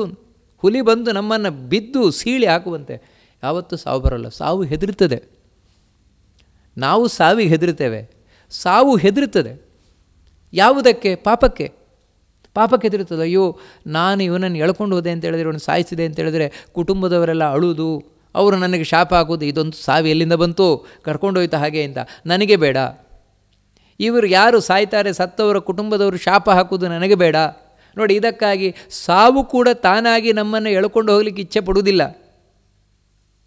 ಆದರೆ ನಾವೇ ಕರಿತೇವೆ, ಬಾ ನನ್ನ ಹತ್ರ ಬಾ ಅಂತ. ಹೇಗೆ? ಈ ತಪ್ಪು ಮಾಡುವ ಮೂಲಕ. ಅದನ್ನು ಬಹಳ ಸ್ಪಷ್ಟವಾಗಿ ತಿಳಿಸ್ಕೊಂಡು ಹೋಗ್ತಾರೆ. ಯಮಂ ತ್ವೇಕೆ ಮೃತ್ಯು ಮತೋನ್ಯಮಾಹು ಆತ್ಮಾವಾಸೀದಮೃತಂ ಬ್ರಹ್ಮಚರ್ಯಂ ಪಿತೃಲೋಕೆ ರಾಜ್ಯಮನುಷಾಸ್ತಿ ದೇವಃ ಶಿವಶಿವಾನಾಮಶಿವೋ ಶಿವಾನಾಂ. ಹೌದು, ಇವಾಗ ಈ ಸಾವು ಅಂತ ಹೇಳಿದರೆ ಯಾರು? ಇದನ್ನು ಸ್ವಲ್ಪ ನಾವು ವಿಶ್ಲೇಷಣೆಯನ್ನು ಮಾಡಬೇಕಾದದ್ದು, ತಿಳ್ಕೊಳ್ಬೇಕಾದದ್ದು. ಇವಾಗ ಸಾವು ಇದೆ ಅಂತಲೇ ಇಟ್ಕೊಳ್ಳೋಣಪ್ಪ. ಯಾಕಂದರೆ ಸಾವಿಲ್ಲ ಅಂತ ಹೇಳುವುದು ಬೇರೆಯವರಿಗಾಯಿತು ವಿಷಯ, ನಮಗಲ್ಲ. ಯಾಕಂದರೆ ನಮಗೆ ಅನ್ನೋದು ಸಾವಿದ್ದೇ ಇದೆ, ದಿನಾಗಲೂ ಸಾಯ್ತಾನೆ ಇದ್ದಾರೆ, ಅದನ್ನು ನೋಡ್ತಾನೆ ಇದ್ದೇವೆ. ಅದಕ್ಕಾಗಿ ಸಾವಿಲ್ಲ ಅಂತ ಹೇಳುವುದು ನಮಗೆ ಕೂಡುವುದಿಲ್ಲ. ಯಾರಿಗೆ ದೊಡ್ಡ ದೊಡ್ಡ ಜ್ಞಾನಿಗಳಿದ್ದಾರಲ್ವ, ಅವರು ಸಾವಿಲ್ಲದೇ ಇರಬಹುದು. ನೋಡಿ, ಇವತ್ತು ಮಧ್ವಾಚಾರ್ಯರು ಇವತ್ತಿಗೂ ಇದ್ದಾರೆ, ಉತ್ತರ ಬದ್ರಿಯಲ್ಲಿ ಇವತ್ತಿಗೂ ಇದ್ದಾರೆ ಮಧ್ವಾಚಾರ್ಯರು. ಯಾಕಂತ ಹೇಳಿದ್ರೆ ಅವರು ಸಾವನ್ನು ಮೀರಿ ನಿಂತಿದ್ದಾರೆ. ಆನಂತರ ಆ ಮಧ್ವಾಚಾರ್ಯರು ಬದರಿಗೆ ಹೋಗಿ 400 ವರ್ಷದ ಮೇಲೆ ವಾದಿರಾಜರು ಅಂತ ಹೋಗಿ ನೋಡಿಕೊಂಡು ಬಂದಿದ್ದಾರೆ ಅವರನ್ನು. ಇದಕ್ಕೂ ಕೂಡ ಉಲ್ಲೇಖ ಇದೆ. ನೋಡಿ, ಹೀಗೆ ಅಂಥ ಜ್ಞಾನಿಗಳಿಗೆಲ್ಲ ಅದು ಸಾಧ್ಯವಾಗಿರುವಂಥದ್ದು. ನಮ್ಮಂಥವ್ರ ಕಥೆ ಏನು? ನಮಗೆ ಸಾವು ಇದ್ದೇ ಇದೆಯಲ್ವ? ಹಾಗಿದ್ರೆ ಸಾವು ಅಂದರೆ ಯಾರು? ಅದಕ್ಕೆ ಹೇಳ್ತಾರೆ, ಸಾವು ಅಥವಾ ಮೃತ್ಯು ಅಂತ ಹೇಳಿದರೆ ಯಾರು ಅಂತ ಹೇಳಿದರೆ, ವಾಸ್ತವಿಕವಾಗಿ ಮೃತ್ಯು ದೇವತೆ ಅಂತ ಒಬ್ಬ ಇದ್ದಾನೆ. ಅವನು ಯಾರು ಅಂತ ಹೇಳಿದರೆ ಯಮನ ಸಹೋದರ ಮೃತ್ಯು ದೇವತೆ. ಆದರೆ ಈ ಮೃತ್ಯುವು ಕೂಡ ತಾನಾಗಿ ನಮ್ಮ ಮೇಲೆ ಎರಗಿ ಬರೋಲ್ಲ. ಮತ್ತು ನಾವು ಮೊದಲು ತಪ್ಪು ಮಾಡಬೇಕು. ತಪ್ಪು ಮಾಡಿದರೆ ಯಮಧರ್ಮ, ಅದಕ್ಕೆ ಹೇಳ್ತಾರೆ ಯಮಂ ತ್ವೇಕೆ ಮೃತ್ಯು ಮತೋ ಅನ್ಯಮಾಹು. ಯಮಧರ್ಮ ಆದೇಶ ಮಾಡಬೇಕು, ಹೋಗಿ ಅವನನ್ನು ನೀನು ಸಾಯಿಸು ಅಂತ. ಯಾಕಂದರೆ ಅವನ ಪಾಪದ ಕೊಡ ತುಂಬಿದೆ, ಅವನನ್ನು ಸಾಯಿಸು ಅಂತ. ಆಗ ಆ ಮೃತ್ಯು ದೇವತೆ ಬಂದು ಸಾಯಿಸ್ತಾನೆ. ಅದು ಹೇಗಂತ ಹೇಳಿದ್ರೆ ಸಾಯಿಸುವುದು ಹಾಗೆ ಅಲ್ಲ, ಮತ್ತು ಇವನೇ ಅದಕ್ಕೆ ಮಾಡಿದ ಗುಂಡಿ ಎಲ್ಲ ತೋಡಿರ್ತಾನೆ. ಅಂದರೆ ನೋಡಿ, ನಾವು ನಮ್ಮ ಗುಂಡಿಯನ್ನು ನಾವೇ ತೋಡ್ಕೊಂಡಿರ್ತೇವೆ. ಮತ್ತು ಮೃತ್ಯು ದೇವತೆ ಬಂದು ಏನು ಮಾಡ್ತದೆ ಅಂದರೆ ನಮ್ಮನ್ನು ದೂಡಿ ಬಿಡೋದಷ್ಟೇ. ದೂಡಿದರೆ ನಮ್ಮ ಗುಂಡಿ ಒಳಗೆ ನಾವೇ ಬೀಳ್ತೇವೆ. ಅವೇ ಮುಚ್ಚುವ ಕೆಲಸ. ನೋಡಿ, ಇಷ್ಟೇ. ಮೃತ್ಯು ದೇವತೆ ಏನು ಅಂದರೆ ಕತ್ತಿ ಹಿಡಿದು ನಮ್ಮನ್ನು ಅವನು ಗುಂಡಿ ತೋಡುವುದಿಲ್ಲ, ಏನು ಮಾಡೋದಿಲ್ಲ, ಮತ್ತು ನಾವು ನೂಕಿ ಬಿಡೋದಷ್ಟೆ. ಅಂದರೆ ನಮ್ಮ ಸಾವನ್ನು ನಾವೇ ಮಾಡ್ಕೊಂಡಿರ್ತೇವೆ. ಯಾಕಂದರೆ ಈ ಮೋಹದಿಂದ ಮತ್ತು ತಪ್ಪು ಕರ್ಮವನ್ನು ಮಾಡೋದ್ರಿಂದ. ಮೃತ್ಯುದೇವತೆ ಒಂದು ಕಾರಣ ಆಗ್ತಾನಷ್ಟೆ. ಅದು ಯಾವ ರೀತಿ ಅಂತ ಹೇಳಿದ್ರೆ ಯಮಧರ್ಮ ಹೇಳಿ ಅಲ್ಲ. ಹಾಗಿದ್ರೆ ಯಮಧರ್ಮನೇ ಕಾರಣ ಅಂತ ಹೇಳ್ತಾರಾ? ಅದಕ್ಕೆ ಹೇಳ್ತಾರೆ ಯಮಧರ್ಮನೂ ಕಾರಣ ಅಂತಲ್ಲ, ಸ್ವತಂತ್ರವಾಗಿ ಯಮಧರ್ಮನೂ ಕಾರಣ ಅಲ್ಲ. ಮತ್ತೇನಂತ ಹೇಳಿದ್ರೆ ಅಥೋ ಅನ್ಯಮಾಹು, ಬೇರೆಯವನನ್ನು ಮೃತ್ಯುದೇವತೆ ಅಂತ ಕರೀತಾರೆ.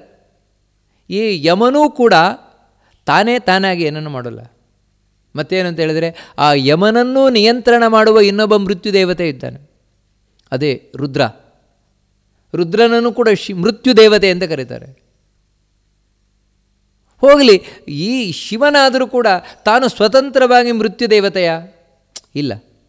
ಯಾಕಂತ ಹೇಳಿದ್ರೆ ಕೆಲವು ಸಲ ಶಿವ ತಾನು ಕೊಲ್ಲಬೇಕು ಅಂತ ಹೋದರೂ ಕೂಡ ಕೊಲ್ಲಿಕ್ಕಾಗೋಲ್ಲ. ನೋಡಿ, ಮೃತ್ಯುದೇವತೆ ಅಂತ ಆದರೂ ಕೂಡ ಕೊಲ್ಲಬೇಕು ಅಂತ ತಾನು ಪ್ರಯತ್ನ ಪಟ್ಟರೂ ಕೊಲ್ಲಿಕ್ಕಾಗೋದಿಲ್ಲ. ಶಿವನಿಗೆ ಏನು ಮಾಡಿದರೂ ಕೊಲ್ಲಿಕ್ಕಾಗೋದಿಲ್ಲ. ಯಾಕೆ? ಕಾರಣ ಏನಂತ ಹೇಳಿದ್ರೆ ಈ ಶಿವನನ್ನು ಮೀರಿ ನಿಂತಹ ಇನ್ನೊಬ್ಬ ಮೃತ್ಯುದೇವತೆ ಇದ್ದಾನೆ. ಯಾರು? ಅದೇ ಮೃತ್ಯುಂ ನಮಾಮ್ಯಹಂ ಅಂತ ಹೇಳಿದಾಗೆ ಮೃತ್ಯುವಿಗೂ ಮೃತ್ಯುವಾಗಿರುವ ಯಾರು ಅಂದರೆ ಅದೇ ನರಸಿಂಹ. ನರಸಿಂಹನೇ ತಾನು ನಿಜವಾಗಿ ಮೃತ್ಯುವಾಗಿರುವಂತಾನು. ಅದಕ್ಕೆ ಮೃತ್ಯುನಾ ಮೃತ್ಯುರೀಶ್ವರಂ. ಇದನ್ನು ಭಾಗವತ ಬಹಳ ಸ್ಪಷ್ಟವಾಗಿ ಹೇಳ್ತದೆ. ಶುಕಾಚಾರ್ಯರು ಇದೇ ಪರೀಕ್ಷಿತನಿಗೆ ಹೇಳುವುದು, ನೋಡಯ್ಯ, ಸಾಯ್ತೇನೆಂದ ನೀನು ಯಾವತ್ತೂ ದುಃಖ ಪಡಬೇಡ ಪರೀಕ್ಷಿತ. ಯಾಕಂದರೆ ಸಾವಿಗೂ ಸಾವು ಇನ್ನೊಂದಿದೆ. ಅದ್ಯಾರು ಅಂದರೆ ಅದೇ ನರಸಿಂಹ. ಅದರಿಂದಾಗಿ ನೀನು ನರಸಿಂಹನನ್ನು ಆಶ್ರಯಿಸಿದೆ ಅಂತ ಹೇಳಿದ್ರೆ ಸಾವನ್ನು ಮೀರಿ ನಿಲ್ಲಿಕ್ಕೆ ಸಾಧ್ಯ ಇದೆ. ಅದಕ್ಕೆ ಹೇಳ್ತಾರೆ ಅವನಾದರೆ ಎಂಥವನು ಅಂದರೆ ಆತ್ಮಾವಾಸೀದ್ ಅಮೃತಂ ಬ್ರಹ್ಮಚರ್ಯಂ. ಅವನು ಭಗವಂತ ಎಲ್ಲರ ಒಳಗೆ ನಿಂತಿರುವವನು. ಆತ್ಮ ಅಂತ ಅದಕ್ಕೆ ಅವನನ್ನು ಕರೆಯುವುದು, ದೇವರನ್ನು. ಯಾಕಂದರೆ ಎಲ್ಲರ ಒಳಗೂ ಕೂತಿದ್ದಾನೆ. ಹೇಗೆ ಕೂತಿದ್ದಾನೆ ಅಂತ ಹೇಳಿದ್ರೆ ಸಾವಿಲ್ಲದವನಾಗಿ ಕೂತಿದ್ದಾನೆ ದೇವರು. ನೋಡಿ, ನಿಜವಾಗಲೂ ನಮಗೆ ಸಾವನ್ನು ಕೊಡ್ತಾ ಇರುವವನವನೇ ದೇವರೇ. ಅವನ ಆಜ್ಞೆಯಂತೆ ಅವನು ಯಾವಾಗ ಆಜ್ಞೆ ಮಾಡ್ತಾನೆ ಆವಾಗ ಯಮಧರ್ಮ ನಮ್ಮನ್ನು ಎಳ್ಕೊಂಡು ಹೋಗ್ತಾನೆ. ಅವನು ಒಳಗಿನಿಂದ ಯಮಧರ್ಮನಿಗೆ ಹೇಳಬೇಕೇ ಇಂಥವ್ರನ್ನು ಕರ್ಕೊಂಬ ಅಂತ. ಅದಕ್ಕೆ ಅಮೃತಂ ಅಷ್ಟು ಮಾತ್ರ ಅಲ್ಲ, ಬ್ರಹ್ಮಚರ್ಯಂ. ಆ ಭಗವಂತ ಒಳಗೆ ಇರುವವನು, ಎಲ್ಲ ವೇದಗಳಿಂದ ಕರೆಯಲ್ಪಡ್ತಾ ಇರುವವನು, ಹೊಗಳಲ್ಪಡ್ತಾ ಇರುವವನೇ. ನಿಜವಾಗಲೂ ಕೂಡ ಈ ಭಗವಂತನೇ ನಾವು ಯಾವುದನ್ನು ಪಿತೃಲೋಕ ಅಂತ ಕರಿತೇವೆ, ಎಲ್ಲಿ ಯಮಧರ್ಮ ಇದ್ದಾನೆ, ಯಮಧರ್ಮ ಇರುವ ಲೋಕದಲ್ಲಿ, ನರಕ ಇರುವ ಲೋಕದಲ್ಲಿ ನಿಜವಾಗಲೂ ಕೂಡ ಆ ನರಕದ ರಾಜನಾಗಿರುವವನು ಯಾರು? ಆ ಯಮಲೋಕವನ್ನು ನೋಡ್ಕೊಳ್ತಾ ಇರುವವನು ಯಾರು ಅಂದರೆ ಮತ್ಯಾರು ಅಲ್ಲ, ಇವನೇ, ಈ ನರಸಿಂಹನೇ. ಹೇಗೆ ಅಂತೇಳಿದ್ರೆ ರಾಮನಾಗಿ ನಿಂತಿದ್ದಾನೆ.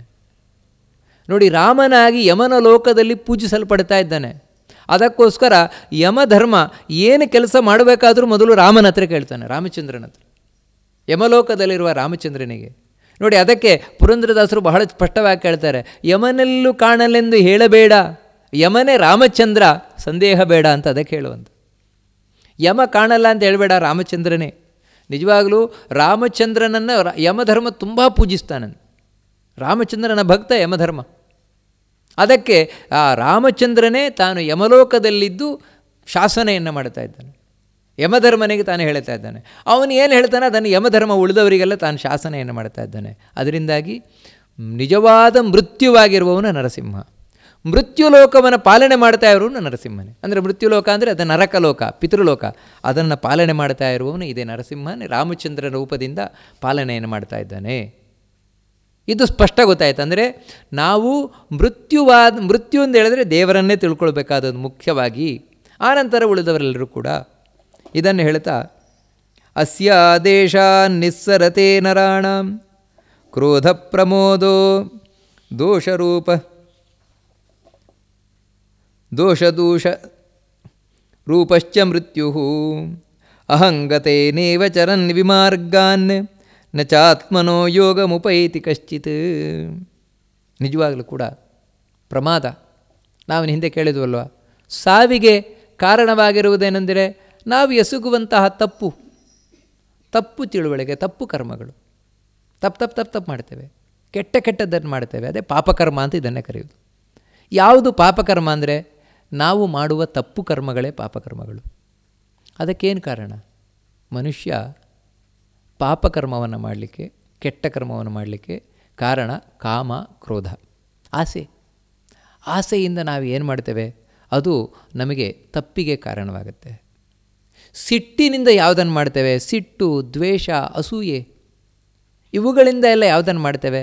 ಅದು ಯಾವತ್ತೂ ತಪ್ಪೇ, ಪಾಪಕರ್ಮವೇ.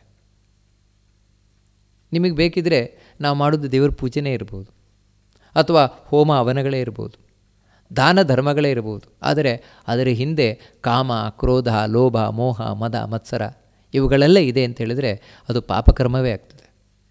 ನಿಮಗೆ ಉದಾಹರಣೆಗೆ, ನಾನು 1 ಕೋಟಿ ರೂಪಾಯಿ ದಾನ ಮಾಡ್ತಾ ಇದ್ದೇನೆ, 1 ಕೋಟಿ ರೂಪಾಯಿ ದಾನ ಮಾಡ್ತಾ ಇದ್ದೇನೆ. ಆದರೆ ಆ ದಾನ ಮಾಡುವುದರ ಹಿಂದೆ ನನಗೇನಿದೆ ಅಂದರೆ ಆಸೆ ಇದೆ, ತುಂಬ ಆಸೆ ಇದೆ.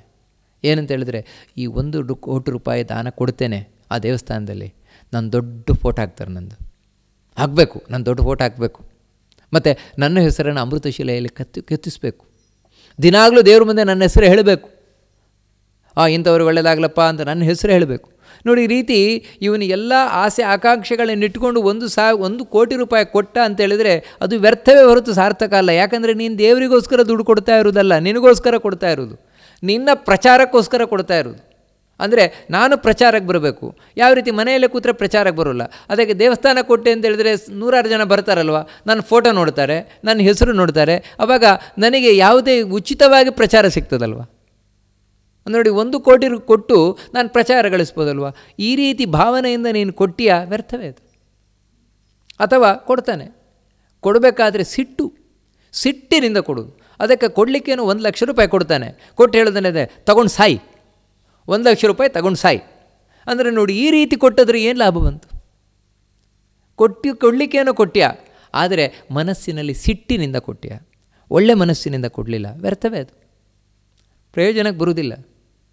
ನೋಡಿ, ಹೀಗೆ ಮನುಷ್ಯ ತಪ್ಪು ಎಸಗಲಿಕ್ಕೆ ಕಾರಣ ಏನು ಅಂದರೆ ಕಾಮ, ಕ್ರೋಧ, ಲೋಭ, ಮೋಹ, ಮದ, ಮತ್ಸರ ಇವುಗಳೆಲ್ಲ ಕಾರಣ ಆಗ್ತದೆ ತಪ್ಪು ಎಸಗಲಿಕ್ಕೆ. ಒಂದೊಮ್ಮೆ ಇವು ಒಳಗಿಲ್ಲ ಅಂತ ತಿಳ್ಕೊಳ್ಳಿ, ಸಿಟ್ಟಿಲ್ಲ, ಆಸೆ ಇಲ್ಲ, ನಿಜವಾಗಲೂ ಹೊರಗಿನಿಂದ ಒಂದು ಕೆಟ್ಟ ಕರ್ಮ ಅಂತ ನೀವು ಯಾವುದನ್ನು ಕರಿತೀರಿ, ಅದು ಕೆಟ್ಟ ಕರ್ಮ ಆಗೋಲ್ಲ. ಅದು ಬಹಳ ನಿಮಗೆ ಎಲ್ಲಿವರೆಗೆ ಅಂತ ಹೇಳಿದರೆ, ಇವಾಗ ಯಾರೋ ಒಬ್ಬನಿಗೆ ಇವನು ಸಾಯಿಸ್ತಾ ಇದ್ದಾನೆ ಅಂತ ತಿಳ್ಕೊಳ್ಳಿ, ಸಾಯಿಸ್ತಾ ಇದ್ದಾನೆ, ಆದರೆ ಅದು ಪಾಪಕರ್ಮ ಆಗೋಲ್ಲ. ಯಾವಾಗ ಅಂದರೆ ಕಾಮಕ್ರೋಧಗಳಿಲ್ಲದೆ ಇದ್ದರೆ. ನಿಮಗೆ ಉದಾಹರಣೆಗಳುದಾದರೆ, ಇವಾಗ ನೇಣುಗಂಬಕ್ಕೆ ಏರಿಸ್ತಾನೆ, ನೇಣುಗಂಬಕ್ಕೆ ಏರಿಸುವ ವ್ಯಕ್ತಿಗೆ ಪುಣ್ಯ ಬರ್ತದ, ಪಾಪ ಬರ್ತದೆ ಹೇಳಿ? ನ್ಯಾಯಾಧೀಶರು ನೇಣುಗಂಬದ ಶಿಕ್ಷೆಯನ್ನು ವಿಧಿಸ್ತಾರೆ, ಮರಣದಂಡನೆಯನ್ನು. ಆ ಮರಣದಂಡನೆಯನ್ನು ವಿಧಿಸಬೇಕು ಅಂತ ಹೇಳಿದ್ರೆ ಅವನು ಕುತ್ತಿಗೆಗೆ ಹಗ್ಗ ಹಾಕಿ ಎಳಿಬೇಕಲ್ವ. ಅದಕ್ಕೊಬ್ಬ ಅಪಾಯಿಂಟ್ ಆಗಿರ್ತಾನೆ, ಸರ್ಕಾರದಿಂದಲೇ ನಿಯೋಜಿಸಲ್ಪಟ್ಟಿರ್ತಾನೆ. ಹೌದು, ಅವನು ಆ ಯಾರಿಗೆ ಮರಣದಂಡನೆ ವಿಧಿಸಲ್ಪಟ್ಟಿದೆ ಅವನ ಕುತ್ತಿಗೆಗೆ ಹಗ್ಗ ಹಾಕಿ ಅವನನ್ನು ಎಳೆದು ಸಾಯಿಸ್ತಾನೆ. ಅವನಿಗೆ ಪಾಪ ಬರ್ತದ, ಪುಣ್ಯ ಬರ್ತದ? ಎರಡು ಬರೋಲ್ಲ. ಕಾರಣ ಏನು ಅಂತ ಹೇಳಿದರೆ, ಅವನಿಗೆ ಯಾರು ಕುತ್ತಿಗೆಗೆ ಹಗ್ಗ ಹಾಕಿ ಎಳೆದ ಯಾರನ್ನು, ಆ ವ್ಯಕ್ತಿ ಬಗ್ಗೆ ಅವನಿಗೆ ಆಸೆಯೂ ಇಲ್ಲ, ಆ ವ್ಯಕ್ತಿ ಬಗ್ಗೆ ಕೋಪವೂ ಇಲ್ಲ. ಮತ್ತೇನೆಂದರೆ, ಇದು ನನ್ನ ಕರ್ತವ್ಯ ಅಷ್ಟೇ, ನನಗೆ ಗೋರ್ಮೆಂಟ್ ದುಡ್ಡು ಕೊಡ್ತಾ ಇರುವುದು ಈ ಕೆಲಸಕ್ಕೋಸ್ಕರ, ಅದನ್ನು ನಾನು ಮಾಡಿದ್ದೇನೆ ನೋಡಿ, ಇಷ್ಟೇ. ಅಂದರೆ ನ್ಯೂಟ್ರಲ್, ಅವನೊಳಗಿರೋದು ನ್ಯೂಟ್ರಲ್ ಭಾವನೆ ಅಷ್ಟೇ. ಈ ರೀತಿ ಇರುವುದರಿಂದಾಗಿ ಅವನಿಗೆ ಏನೂ ಪಾಪ ಬರಲ್ಲ, ಪುಣ್ಯವೂ ಇಲ್ಲ ನೋಡಿ. ಹೀಗೆ ನಿಜವಾಗಿಯೂ ಕೂಡ ಯಾವಾಗ ನಾವು ಆಸೆ ಇಟ್ಕೊಂಡು ಮಾಡ್ತೇವೆ, ಇದೇ ವ್ಯಕ್ತಿಯೇ, ಮರಣದಂಡನೆ ಕೊಡುವ ವ್ಯಕ್ತಿಯೇ, ಇವಾಗ ಯಾರಿಗೆ ಕುತ್ತಿಗೆಗೆ ಹಗ್ಗ ಹಾಕಿ ಎಳಿತಾ ಇದ್ದಾನೆ ಅವನ ಮೇಲೆ ಸಿಕ್ಕಾಪಟ್ಟೆ ದ್ವೇಷ ಇದೆ, ಸಾಯ್ಬೇಕು ಇವನು, ಸಾಯಬೇಕು ಅಂತ. ಅಂದರೆ ನಿಜವಾಗ್ಲೂ ಒಳ್ಳೆಯವನು, ಆದರೆ ಇವನಿಗೆ ಆಗೋಲ್ಲ ಅಂತೇಳಿ ಸಿಕ್ಕಾಪಟ್ಟೆ ದ್ವೇಷ ಇದೆ. ಆ ರೀತಿ ದ್ವೇಷದಿಂದ ಅವನಿಗೆ ಕುತ್ತಿಗೆಗೆ ಹಗ್ಗ ಹಾಕಿ ಅವನನ್ನು ಕೊಂದ ಅಂತೇಳಿದರೆ ಆವಾಗ ಪಾಪ ಬಂದೇ ಬರ್ತದೆ. ಕಾರಣ ಏನಂತೇಳಿದರೆ ಅಲ್ಲಿ ದ್ವೇಷ ಇದೆ ನೋಡಿ. ಹೀಗೆ ವಾಸ್ತವಿಕವಾಗಿ ಮನುಷ್ಯನಿಗೆ ತಪ್ಪಿಗೆ ಕಾರಣ ಆಗೋದು ಯಾವುದು ಅಂದರೆ ಈ ಕಾಮ, ಕ್ರೋಧ. ಇದು ಹೇಗೆ ಬರ್ತದೆ? ಈ ಆಸೆ ಹೇಗೆ ಹುಟ್ಟುಕೊಳ್ತದೆ?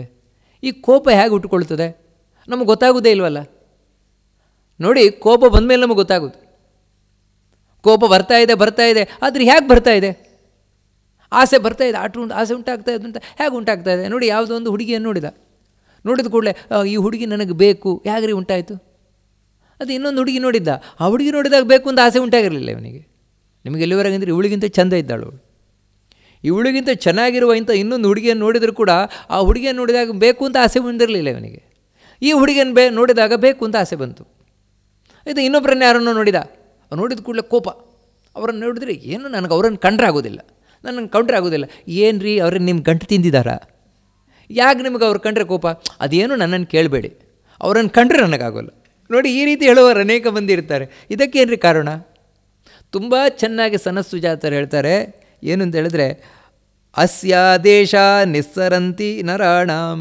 ನಮಗೆ ಒಳಗಿನಿಂದ ಬರುವಂತಹ ಕಾಮ, ಕ್ರೋಧ ಮುಂತಾದವುಗಳು ತನ್ನಷ್ಟಕ್ಕೆ ಅಲ್ಲ, ಅದು ಕೂಡ ಆ ಭಗವಂತನ ಆದೇಶದಿಂದಲೇ ಬರ್ತಾ ಇರುವುದು ಅಂತ ಹೇಳ್ತಾರೆ.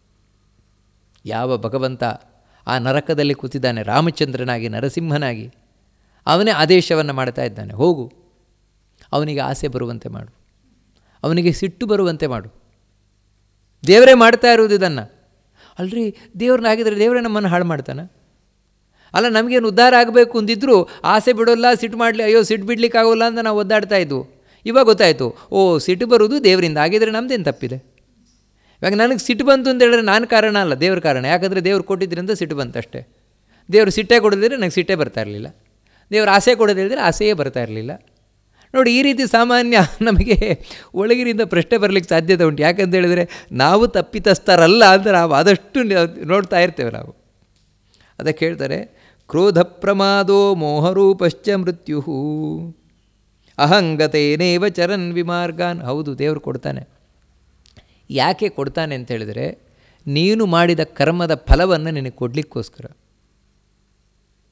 ನಾವೇನು ಮಾಡಿರ್ತೇವೆ ಅಂದರೆ, ಹಿಂದಿನ ಜನ್ಮದಲ್ಲಿ ಏನು ಪಾಪಗಳು ಮಾಡಿರ್ತೇವೆ, ಆ ಪಾಪದ ಫಲವಾಗೇ ಬರುವುದು ಆಸೆ, ಪಾಪದ ಫಲವಾಗೇ ಬರುವುದು ಸಿಟ್ಟು. ಅದರಿಂದಾಗಿ ಸಿಟ್ಟು ಅನ್ನುವುದನ್ನು ಯಾವತ್ತೂ ಒಳ್ಳೆಯದು ಅಂತ ತಿಳ್ಕೊಳ್ಳೇಬೇಡಿ. ಈ ದುರಾಸೆ ಅನ್ನುವಂಥದ್ದನ್ನು ಒಳ್ಳೆಯದನ್ನು ಯಾವತ್ತೂ ತಿಳ್ಕೊಳ್ಳೇಬೇಡಿ. ಮತ್ತು ಅದು ಕೆಟ್ಟದ್ದೇ, ಅದು ಜೀವನಕ್ಕೆ ಮಾರಕವೇ. ಅದು ಪಾಪದ ಫಲ. ನಮಗೆ ಜೀವನದಲ್ಲಿ ಬರುವಂಥ ಕೆಟ್ಟ ಸಿಟ್ಟೇನಿದೆ ಅಂದರೆ, ಸಿಟ್ಟೇ ಕೆಟ್ಟದು ಅಂತ ಹೇಳೋಲ್ಲ. ಯಾಕಂದರೆ ಕೆಲವೊಮ್ಮೆ ಸಿಟ್ಟು ಒಳ್ಳೆಯದಾಗ್ತದೆ. ಯಾವ ಸಿಟ್ಟು ಅಂತ ಹೇಳಿದರೆ, ಅರ್ಥಪೂರ್ಣವಾದ ಸಿಟ್ಟು. ಅದು ನಿಜವಾಗಿ ಬೇಕಾಗಿರುವಂಥದ್ದೇ, ಇಲ್ಲ ಅಂತಲ್ಲ. ಇವಾಗ ಉದಾಹರಣೆಗೆ ಹೇಳಬೇಕಾದ್ರೆ, ಇವಾಗ ನನ್ನ ತಂದೆಗೆ ಯಾರೋ ಬೈತಾರೆ ಅಂತ ತಿಳ್ಕೊಳ್ಳಿ, ಅಥವಾ ದೇವರಿಗೆ ಯಾರೋ ಬೈತಾರೆ, ನನ್ನ ಮುಂದೆನೇ ದೇವರಿಗೆ ಯಾರೋ ಬೈತಾರೆ. ಅವಾಗ ನನಗೆ ಸಿಟ್ಟೇ ಬರೋದಿಲ್ಲ.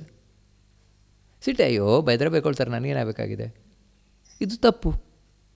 ನೀನು ದೇವರ ಭಕ್ತನಾಗಿದ್ದರೆ, ದೇವರ ಬಗ್ಗೆ ನಿನಗೆ ಅಭಿಮಾನ ಇದ್ದರೆ, ಪ್ರೀತಿ ಇದ್ದು ಭಕ್ತಿ ಇದ್ದರೆ, ದೇವರ ಬಗ್ಗೆ ಬೈತಾ ಇದ್ದರೆ ಹೇಗ್ರಿ ನಾವು ಸುಮ್ಮನೆ ಕೂತ್ಕೊಳ್ಳಿಕ್ಕಾಗತ್ತೆ? ಆಗಲೂ ನಿನಗೇನೂ ಆಗ್ತಾ ಇಲ್ಲ, ಆರಾಮಾಗಿದ್ದೇನೆ ಅಂತ ಹೇಳಿದರೆ ನಿಜವಾಗಲೂ ನೀನು ವ್ಯರ್ಥವಾದ ಮನುಷ್ಯ, ಪ್ರಯೋಜನ ಇಲ್ಲದ ಮನುಷ್ಯ. ನೋಡಿ, ಅದೇ ರೀತಿ ಯಾರಿಗೂ ಅಲ್ಲಿ ಕೆಟ್ಟದ್ದು ಮಾಡ್ತಾ ಇದ್ದಾರೆ. ಒಂದು ಹೆಣ್ಣನ್ನು ಬಲಾತ್ಕಾರ ಮಾಡ್ತಾ ಇದ್ದಾರೆ, ಇವನಿಗೆ ಸಿಟ್ಟೆ ಬರೋಲ್ಲ, ಏನಾಗಲ್ಲ, ಇವನಿಗೆ ಆರಾಮಾಗಿರ್ತಾನೆ. ತಪ್ಪದು. ನಿಜವಾಗಿಯೂ ಕೂಡ ಆ ಸಂದರ್ಭದಲ್ಲಿ ನಿನಗೆ ಸಿಟ್ಟು ಬಂದು ನೀನು ಏನಾದರೂ ಮಾಡಲಿಕ್ಕೆ ಹೋಗಬೇಕು, ಬಿಡಿಸ್ಲಿಕ್ಕೆ ಹೋಗಬೇಕು. ಯಾಕಂತ ಹೇಳಿದ್ರೆ ಇಂಥ ಸಿಟ್ಟುಗಳಿಂದ ಪ್ರಯೋಜನ ಇದೆ. ಇವಾಗ ದೇವರ ಬಗ್ಗೆ ಯಾರಾದರೂ ಕೆಟ್ಟದ್ದು ಮಾಡ್ತಾ ಇದ್ದರೆ ಅದನ್ನು ಸಹಿಸ್ಕೊಳ್ಳಿಕ್ಕಾಗಲಿಲ್ಲ, ಸಿಟ್ಟು ಬಂತು. ಅದರಿಂದ ಏನಂದರೆ ಅವನ ಹತ್ರ ಹೋಗಿ, ನೀವು ಹೇಳ್ತಾ ಇರೋದು ತಪ್ಪು, ಹಾಗೆ ಹೀಗೆ ಹೇಳಿದೆ. ಒಂದೊಮ್ಮೆ ನನಗೆ ಹೇಳುವ ತಾಕತ್ತಿಲ್ವಾ, ಅಲ್ಲಿಂದ ಸೀದಾ ಎದ್ಕೊಂಡು ಹೋದೆ. ನೋಡಿ, ಎರಡರಲ್ಲಿ ಏನಾದರೂ ಒಂದು ಮಾಡಬೇಕು. ಅವ್ರ ಹತ್ರ ಹೋಗಿ ವಾದ ಮಾಡಬೇಕು, ಇಲ್ಲ ನನಗೆ ವಾದ ಮಾಡುವ ತಾಕತ್ತಿಲ್ಲ, ಅಥವಾ ಅವ್ರು ಹೇಳಿದರೆ ಕೇಳುವವರೇ ಇಲ್ಲ, ಅಲ್ಲಿಂದ ಸೀದಾ ಎದ್ಕೊಂಡು ಹೋಗಬೇಕು. ಇದೆರಡೂ ಆಗಬೇಕು ಅಂದರೆ ಒಳಗೆ ಚೂರ ಅದು ಸಿಟ್ಟು ಬರಬೇಕು ತಾನೆ. ನೋಡಿ, ಈ ಸಿಟ್ಟು ಒಳ್ಳೆಯದು. ಯಾಕೆಂದರೆ ಇದರಿಂದಾಗಿ ನಿನಗೆ ದೇವ್ರ ಬಗ್ಗೆ ನಂಬಿಕೆ ಇದೆ ಅಂತ ಗೊತ್ತಾಗುತ್ತೆ, ದೇವರಲ್ಲಿ ಶ್ರದ್ಧೆ ಇದೆ ಅಂತ ಗೊತ್ತಾಗುತ್ತೆ ನಿನಗೆ. ಅದೇ ನಿನಗೆ ತಂದೆಗೆ ಯಾರಾದರೂ ಬೈತಾ ಇದ್ದರೆ ನಿನಗೆ ಸಿಟ್ಟು ಬಂತು, ಓ ನಿನಗೆ ದೇವ್ರ ಬಗ್ಗೆ ಭಕ್ತಿ ಇದೆ ಅಂತ ಗೊತ್ತಾಗುತ್ತೆ, ತಂದೆ ಬಗ್ಗೆ ಭಕ್ತಿ ಇದೆ ಅಂತ ಗೊತ್ತಾಗುತ್ತೆ. ಇಲ್ಲದೇ ಇದ್ದರೆ ಆವಾಗಲೂ ಏನೂ ಮಾಡಲೇ ಇಲ್ಲ ಅಂತ ಹೇಳಿದ್ರೆ, ಸುಮ್ಮನೆ ಇದ್ದ ಅಂತ ಹೇಳಿದ್ರೆ ದೇವ್ರ ಬಗ್ಗೆ ಏನೂ ಇವನಿಗಿಲ್ಲ. ನೋಡಿ, ಇಂಥ ಸಿಟ್ಟು ಬೇಕು, ಇಲ್ಲ ಅಂತಲ್ಲ. ಅದೇ ರೀತಿ ಆಸೆ, ಒಳ್ಳೆ ಆಸೆ ಬೇಕು. ಯಾವುದಂದರೆ ಸ್ವಾರ್ಥದ ಆಸೆ ಅಲ್ಲ, ನನಗೆ ಬೇಕು ಅಂತಲ್ಲ. ಮತ್ತೇನೆಂದರೆ ಎಲ್ರಿಗೂ ಸಿಗಲಪ್ಪ, ಯಾವುದು ಒಳ್ಳೆಯದಾಗಲಿ ಎಲ್ರಿಗೂ ಸಿಗಲಿ. ಒಂದು ಹಣ್ಣು ಬೇಕು ಅಂತ ಆಸೆ ಇದೆ, ಯಾಕೆ ಅಂತ ಹೇಳಿದ್ರೆ 10 ಜನರಿಗೆ ನಾನು ಹಂಚಬೇಕು. ದುಡ್ಡು ಬೇಕು ಅಂತ ಆಸೆ ಇದೆ, ಯಾಕಂತ ಹೇಳಿದ್ರೆ ಅದರಿಂದ ನಾನು ಧರ್ಮಕರ್ಮ ಮಾಡಬೇಕು. ಧರ್ಮಕರ್ಮವನ್ನು ನಾನು ಬರೀ ಲಕ್ಸುರಿಯಸ್ ಲೈಫ್ ಅದಕ್ಕೋಸ್ಕರ ಅಲ್ಲ, ನನಗೋಸ್ಕರ ಅಲ್ಲ, ಮತ್ತು ಧರ್ಮ ಕಾರ್ಯ ಮಾಡಲಿಕ್ಕೋಸ್ಕರ, 10 ಜನರಿಗೆ ಉಪಕಾರ ಮಾಡಲಿಕ್ಕೋಸ್ಕರ ದುಡ್ಡು ಬೇಕು. ಅಂದರೆ ನೋಡಿ, ಹೀಗೆ ಬಯಸುವುದು ತಪ್ಪಲ್ಲ, ಇಂಥ ಆಸೆ ತಪ್ಪಲ್ಲ. ಇದಕ್ಕಿಂತ ಹೊರತಾಗಿ ಯಾವಾಗ ಸ್ವಾರ್ಥಕ್ಕೋಸ್ಕರ ಬಯಸ್ತೇನೆ, ಸ್ವಾರ್ಥಕ್ಕೋಸ್ಕರ ಬಯಸುವಂತಹ ಬಯಕೆ ಅಂದರೆ ನನಗೆ ಸಿಗಬೇಕು, ಕೋಟಿಗಟ್ಟಲೆ ಸಿಗಬೇಕು. ನನಗೆ ಯಾಕೆ ಸಿಗಬೇಕು? ನಾನು ಲಕ್ಸುರಿಯಸ್ ಆಗಿ ಬದುಕಬೇಕು, ಒಂದು ದೊಡ್ಡ ಬಂಗಲೆ ಕಟ್ಟಿಕೊಂಡು 4 ಕಾರ್ ಇಟ್ಕೊಂಡು ಕೈಕಾಲುಗಳಿಗೆ ಆಳಿಟ್ಟುಕೊಂಡು ಬೇಕಾದ ಜಮ್ಮಂತ ನಾನು ಬದುಕಬೇಕು. ಈ ಸ್ವಾರ್ಥದ ಬದುಕೇನಿದೆ, ಇದಕ್ಕಾಗಿ ನೀನು ಬಯಸುವ ಒಂದೊಂದು ಪೈಸೆಯೂ ಕೂಡ ಪಾಪಕ್ಕೆ ಕಾರಣ ಆಗುತ್ತೆ. ಅದೇ ರೀತಿ ಸಿಟ್ಟು ಕೂಡ ಅಷ್ಟೇ. ಸಿಟ್ಟು ಯಾವಾಗ ನನಗೆ ಬೈದಾಗ ಸಿಟ್ಟು ಬರ್ತದೆ, ನನಗೆ ಅಂದರೆ ಸ್ವಾರ್ಥ, ಸೆಲ್ಫಿಶ್, ಆ ರೀತಿ ಕೋಪ ಬರ್ತದೆ, ಅದು ಕೆಟ್ಟದ್ದು. ಇದು ನಮ್ಮ ಪಾಪದ ಫಲ. ದೇವರೇ ಕೊಡೋದು, ಅದನ್ನು ಕೊಡ್ತಾನೆ ದೇವರು. ಏನಾಗುತ್ತೆ ಇವನಿಗೆ? ಈ ಕಾಮ ಕ್ರೋಧದಿಂದ ಏನಾಗುತ್ತೆ? ಅಹಂಕಾರ ಭರಿತನಾಗ್ತಾನೆ. ಅಹಂಕಾರ ಭರಿತನಾದಂತಹ ವ್ಯಕ್ತಿ ತಾನು ಈ ಕಾಮ ಕ್ರೋಧ ಮುಂತಾದವುಗಳನ್ನು ಇಟ್ಟುಕೊಂಡು ಚರತಿ ವಿಮಾರ್ಗ, ತಪ್ಪು ದಾರಿ ಹಿಡಿತಾನೆ. ತಪ್ಪು ದಾರಿ ಹಿಡಿದು ಏನಾಗುತ್ತೆ ಅವನಿಗೆ ಅಂತ ಹೇಳಿದ್ರೆ, ನಚ ಆತ್ಮನೋ ಯೋಗ ಮುಪೈತಿ ಕಶ್ಚಿತ್, ದೇವರ ದಾರಿಗೆ ಬರುವುದೇ ಇಲ್ಲ, ದೇವರ ದಾರಿಯಿಂದ ದೂರ ಆಗ್ತಾನೆ. ಅಂದರೆ ಇದೇ ಪ್ರಮಾದ. ನಾವು ಜೀವನದಲ್ಲಿ ಎಸಗುವಂತಹ ದೊಡ್ಡ ತಪ್ಪೇನೆಂದರೆ ದೇವರಿಂದ ದೂರ ಆಗೋದು. ದೇವರಿಂದ ದೂರ ಆಗೋದು ಇದು ಜೀವನದಲ್ಲಿ ಮಾಡುವ ದೊಡ್ಡ ತಪ್ಪಿದು. ಅದನ್ನೇ ಮಾಡ್ತಾನೆ ಅವನು. ಅದಕ್ಕೆ ಕಾರಣ ಏನಂದರೆ ಅಹಂಕಾರ. ನಾನೇ ಎಲ್ಲ ನನ್ನಿಂದಲೇ ಆಗೋದು, ನನಗೆ ಯಾರಾದರೂ ಹೇಳೋದು ಅಂತ ಹೇಳಿದರೆ ಏನು? ನೋಡಿ, ಹೀಗೆ ನಾನು ಈ ನಾನು ಅಂತ ಒಳಗೆ ಕೂತಿರಲಿಕ್ಕೆ ಕಾರಣ ಅಂದರೆ ಕಾಮಕ್ರೋಧಗಳು. ಒಳಗಿರುವ ಕಾಮಕ್ರೋಧಗಳೇ ಕಾರಣ. ಅದರಿಂದಾಗಿಯೇ ಮನುಷ್ಯ ತಪ್ಪು ದಾರವನ್ನು ಹಿಡಿತಾನೆ, ದೇವರ ಬಳಿಗೆ ಹೋಗೋಲ್ಲ, ದೇವರನ್ನು ಏನು ಕಾಣೋಲ್ಲ. ಇದರಿಂದ ಏನು ಅಂದರೆ ಮೃತ್ಯುವಿನ ದವಡೆಗೆ ಹೋಗಿ ಬೀಳ್ತಾನೆ. ಇದನ್ನು ಬಹಳ ಸ್ಪಷ್ಟವಾಗಿ ತಿಳಿಸ್ಕೊಂಡು ಹೋಗ್ತಾನೆ. ತೇ ಮೋಹಿತಾಸ್ತದ್ವಶೇ ವರ್ತಮಾನಾಃ ಇತಃ ಪ್ರೇತಾಸ್ತತ್ರ ಪುನಃ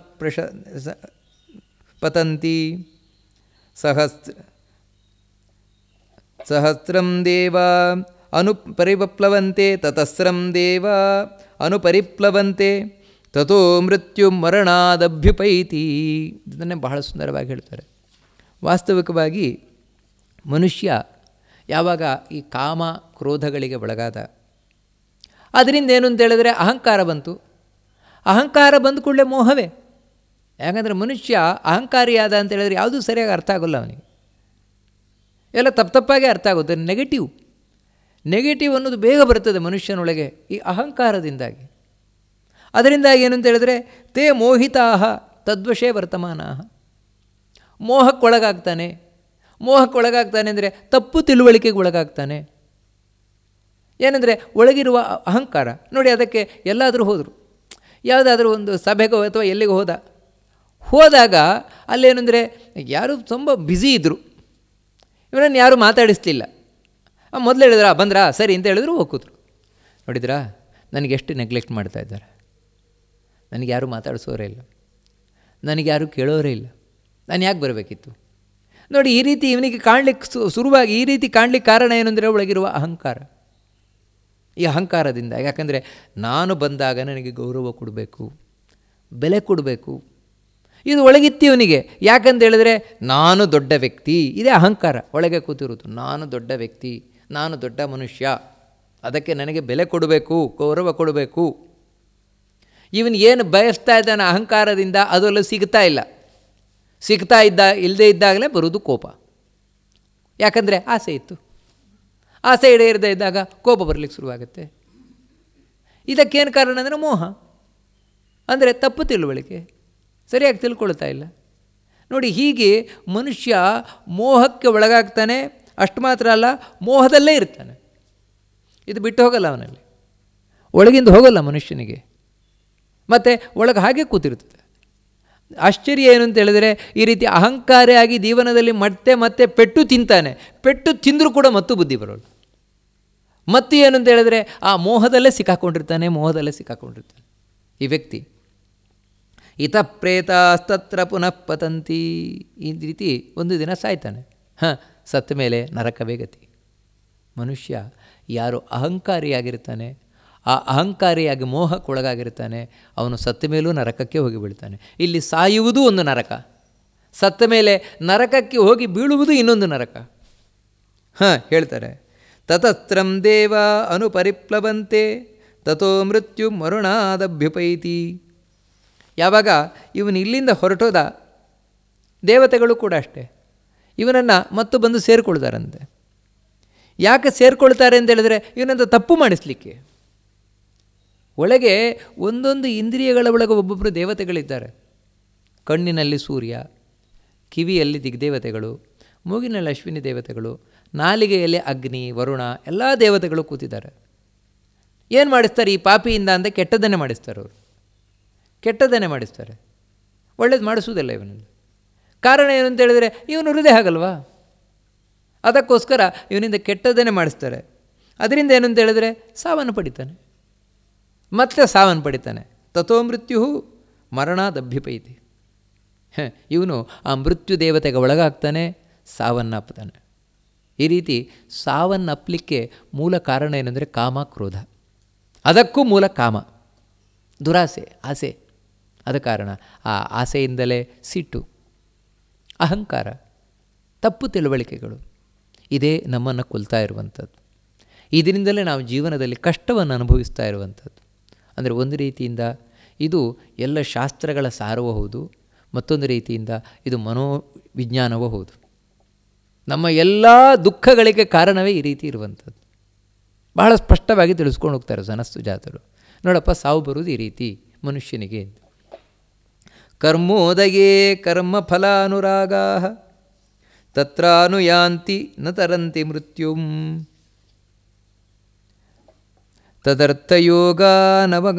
ತದರ್ಥಯೋಗಾನವಗಮಾತ್ ಸಮಂತಾತ್ ಪ್ರವರ್ತತೆ ಭೋಗಯೋಗೇನ ದೇಹಿ. ವಾಸ್ತವಿಕವಾಗಿ ಇವನಿಗೇನಾಗುತ್ತೆ ಅಂತ ಹೇಳಿದ್ರೆ, ನರಕದಲ್ಲಿ ಅನುಭವಿಸಿದ ನಾನಾ ವಿಧವಾದ ಕಷ್ಟಗಳನ್ನು ಅನುಭವಿಸಿದ ನರಕದಲ್ಲಿ. ಆ ಕಷ್ಟಗಳಿಗೆ ಕಾರಣ ಅಂದರೆ ಮೂಲ ಇದೆ, ಅಹಂಕಾರ. ಅಹಂಕಾರ, ಮಮಕಾರ, ನಾನು, ನಂದು, ನಾನು, ನಾನೇ, ನಾನೇ, ನಂದೇ, ನಂದೇ. ಅದರ ಹಿಂದೆ ಕೂತಿರುವಂಥ ಕಾಮ, ಕ್ರೋಧ ಮುಂತಾದವುಗಳೆಲ್ಲ. ಇಂದ್ರಾಗಿ ನರಕಕ್ಕೆ ಹೋದ, ಅಲ್ಲೊಂದಷ್ಟು ಕಷ್ಟ ಅನುಭವಿಸಿದ, ಮತ್ತೆ ಇಲ್ಲಿಗೆ ಬಂದ, ಹುಟ್ಟಿ ಬಂದ, ಎಲ್ಲ ಕಷ್ಟವನ್ನು ಅನುಭವಿಸಿ ಮತ್ತೆ ಇಲ್ಲಿ ಹುಟ್ಟಿ ಬಂದ. ಹುಟ್ಟು ಬಂದರೆ ಸುಖ ಉಂಟಾ? ಕರ್ಮೋದಯೇ ಕರ್ಮಫಲಾನುರಾಗಾ ತತ್ರಾನುಯಾಂತಿ ನ ತರಂತಿ ಮೃತ್ಯುಂ. ಇಲ್ಲಿ ಮತ್ತೆ ಬಂದ, ಮತ್ತೆ ಬಂದು ಇಲ್ಲಿ ಮಾಡೋದೇನು ಕೆಲಸ ಅಂತ ತಿಳ್ಕೊಂಡ್ರಿ? ಅದೇ ಮಾಡೋದು. ಯಾಕಂದರೆ ಮನುಷ್ಯ ಎಲ್ಲಿಯವರೆಗೆ ಈ ಅಹಂಕಾರವನ್ನು ಬಿಡುವುದಿಲ್ಲ, ಕಾಮಕ್ರೋಧಾದಿಗಳನ್ನು ಬಿಡುವುದಿಲ್ಲ, ಅಲ್ಲಿವರೆಗೆ ಅವನು ಉದ್ಧಾರ ಆಗಲಿಕ್ಕೆ ಸಾಧ್ಯವೇ ಇಲ್ಲ. ಕೆಸರಿನಿಂದ ಅಲ್ಲ, ಆ ಕೆಸರಿರುವ ಜಾಗದಿಂದಲೇ ನಾನು ದೂರಕ್ಕೆ ಬಂದಾಗ ಮಾತ್ರ ಕೆಸರು ಅಂಟಿಸಿಕೊಳ್ಳದೇ ಇರ್ಬೋದು. ನಾನು ಕೆಸರು ಗುಂಡಿಯಲ್ಲಿ ಬೀಳದೇ ಇದ್ದರೂ ಕೂಡ, ಆ ಕೆಸರು ಗುಂಡಿ ಪಕ್ಕದಲ್ಲಿದ್ದರೂ ಕೂಡ ನನಗೆ ಕೆಸರು ತಾಗ್ತದೆ. ನನ್ನ ಕಾಲಾದರೂ ಕೆಸರಾಗೇ ಆಗುತ್ತೆ ಕಡೆ ಪಕ್ಷ.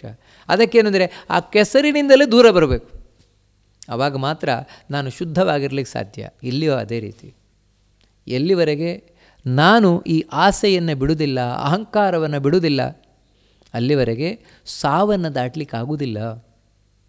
ಅದಕ್ಕೇನೆಂದರೆ ಸಾವನ್ನು ದಾಟಬೇಕಾ? ಬಿಡಬೇಕು ಅಹಂಕಾರ ಮಮಕಾರಗಳನ್ನು. ಅವಾಗೇನಾಗುತ್ತೆ ಅಂತ ಹೇಳಿದ್ರೆ ಮನುಷ್ಯ ಆಸೆ ಬಿಡುವುದನ್ನು ಕಮ್ಮಿ ಮಾಡ್ತಾನೆ, ಆಸೆ ಪಡುವುದನ್ನು ಕಮ್ಮಿ ಮಾಡ್ತಾನೆ. ಆಸೆ ಇತ್ತು ಅಂತ ಹೇಳಿದ್ರೆ ಏನಾಗುತ್ತೆ? ಆ ಆಸೆ ಇನ್ನೊಂದು ಜನ್ಮದಲ್ಲಿ ಇವನನ್ನು ಹುಟ್ಟಿಸಿದರೂ ಕೂಡ ಆ ಆಸೆಯಿಂದ ಮಾಡಿದ ಪಾಪ, ಅದರಿಂದಾಗಿ ಈ ಜನ್ಮದಲ್ಲಿ ಇವನೇನೇ ಮಾಡ್ತಾನೆ. ಮಾಡೋದು ಒಳ್ಳೆ ಕರ್ಮವೇ, ಆದರೆ ಯಾವ ಒಳ್ಳೆ ಕರ್ಮವೂ ಕೂಡ ಇವನಿಂದ ಪುಣ್ಯ ಬರಲಿಕ್ಕೆ ಬಿಡೋಲ್ಲ. ಮತ್ತೇನಾಗತ್ತೆ ಅಂದರೆ ಇಲ್ಲಿಯೂ ಆಸೆ ಇಟ್ಕೊಂಡೇ ಮಾಡೋದು.